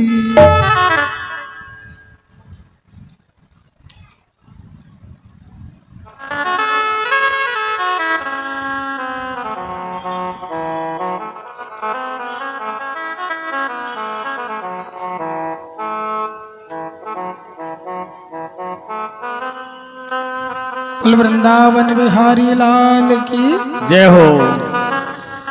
इस प्रकार से रोज लाला की शिकायत लेकर के गोपियां यशोदा जी के पास जाती है। एक दिन की बात देखो, ब्रज गोपियों के यहाँ सत्यनारायण भगवान की कथा हो रही थी। तो लाला गाय चरा करके आए और बोले भाभी जी भूख लगी है, कुछ खाने को तो दो।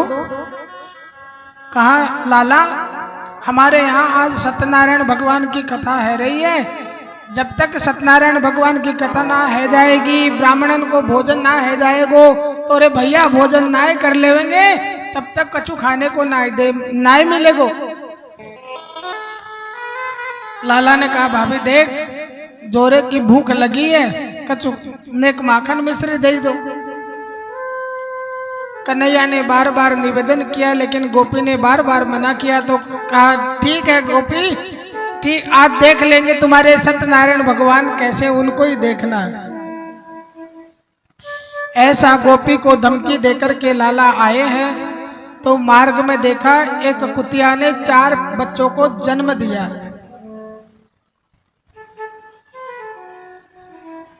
तो उन कुतिया के 4 बच्चों को लाला ने अपने काले कमरिया में छुपाए। इधर गोपी ने आंगन को गाय के गोबर से लीपा है, चौकी पर पीतांबर बिछाया और पीतांबर बिछा करके ठाकुर जी को विराजमान किया, सत्यनारायण भगवान को। लाला काली कमरिया में कुतिया के 4 पिल्लों को लाए। गोपी ठाकुर जी को बैठा करके अपनी और तैयारियों में लगी। तो लाला पता नहीं कब आकर के सत्यनारायण भगवान की जो चौकी थी कुतिया के 4 पिल्लों को बैठा दिया और पीतांबर ढक दिया। बोले भाभी जी तुम्हारे सत्यनारायण भगवान प्रकट है गए। हमारे ब्रज में गाते हैं कि मेरे काना को भावे ब्रज के गुड़ गाड़े बेर और परमानंद दास को ठाकुर लायो पिल्ला घेर। ऐसा हमारे ब्रज के रसिक संत गाते हैं। तो कहा हे राम इतना उद्यम करे थोड़ा, लाला इतना उद्यम। लाला फिर गोपी ने पूरे आंगन की सफाई की, जल से धोया, गाय के गोबर से लीपा, फिर ठाकुर जी की पूजा शुरू हुई। लेकिन माखन तो फिर भी नहीं दिया। तो कहा आज तुम्हारे सत्यनारायण भगवान है देखने।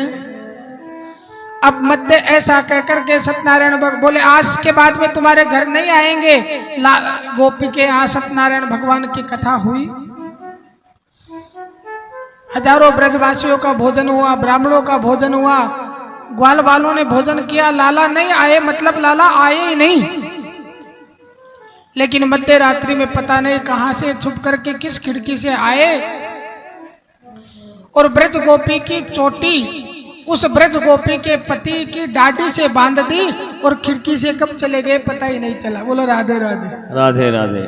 उस गोपी के पति की दाढ़ी गोपी की चोटी से बांध दी। गोपी कहती है मैया मध्य रात्रि में मुझे प्यास लगी, मेरे पति उठे, मेरे पति को प्यास लगी।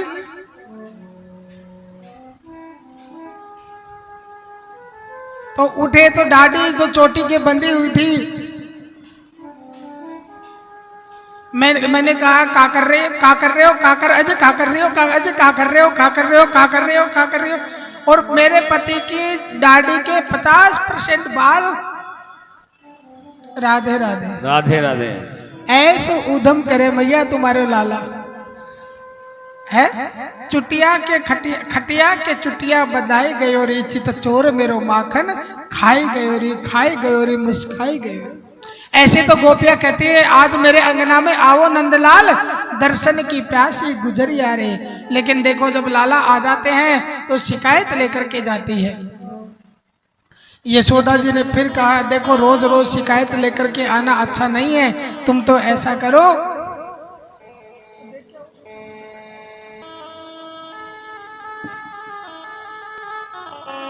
लाला को पकड़ने के लिए गोपियों ने फिर एक युक्ति सोची। एक छीके पे मटकी टांग दी माखन की।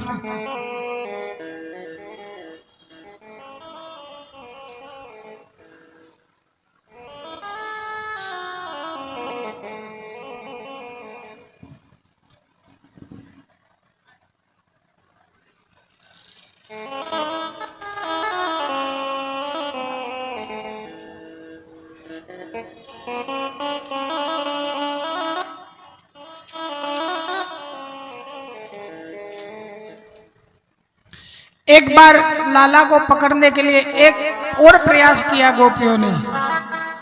छीके पर मटकी टांग दी और उस मटकी के एक रस्सी से घंटी बांध दिया और घंटी को दरवाजे के किवाड़ से बांध दिया। बोले लाला आएंगे दरवाजा खोलेंगे, ऐसे तो लाला हाथ आएंगे नहीं, दरवाजा खोलेंगे घंटी बजेगी तो हम लाला को पकड़ लेंगे। श्रीमान जी आए, श्रीमान जी ने दरवाजा खोला तो कहा देखो घंटी मेरी तुम्हें एक आज्ञा है। घंटी ने कहा बोलो सरकार, मेरी बात मानेगी? बोले बोलो।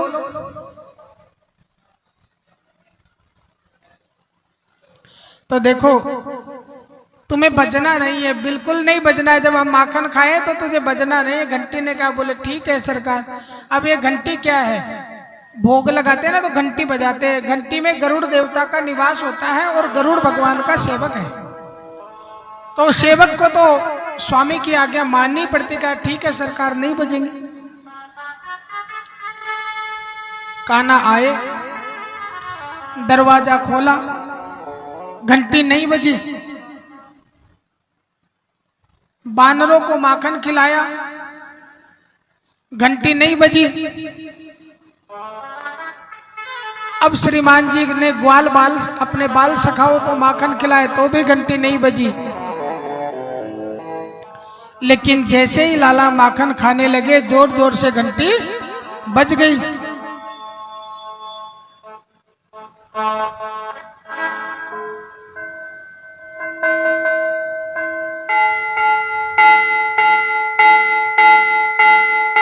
जोर जोर से घंटी बजी तो गोपियां आई और गोपियों ने आकर के लाला को पकड़ लिया और लाला को पकड़ के कहती है लाला तुम काहे हमें रोज रोज को इतना तंग करते हो? काहे को तुम हमारे घर में रोज रोज माखन चोरी करके हमें परेशान करते हो? माखन चाहिए वैसे ही खा लो। कन्हैया ने कहा तुम्हारा घर? अरे ये तो मेरा घर है और मेरे घर में माखन खा रहा हूँ, चोरी काहे की कर रहा हूँ? ये चोरी कैसे हुई? बोलो राधे राधे। गोपी ने कहा तुम्हारा घर?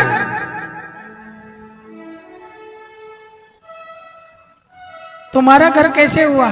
कन्हैया कहता है धीरे से बताओ कि जोर से बताओ? बोलो राधे राधे। राधे राधे। आप बताओ धीरे से बताएं कि जोर से? राधे राधे। राधे राधे। कन्हैया से गोपी ने कहा तुम्हारा घर कैसे हुआ? तो कन्हैया ने कहा सुनो तुम मेरी घरवाली हो। बोलो राधे राधे। क्या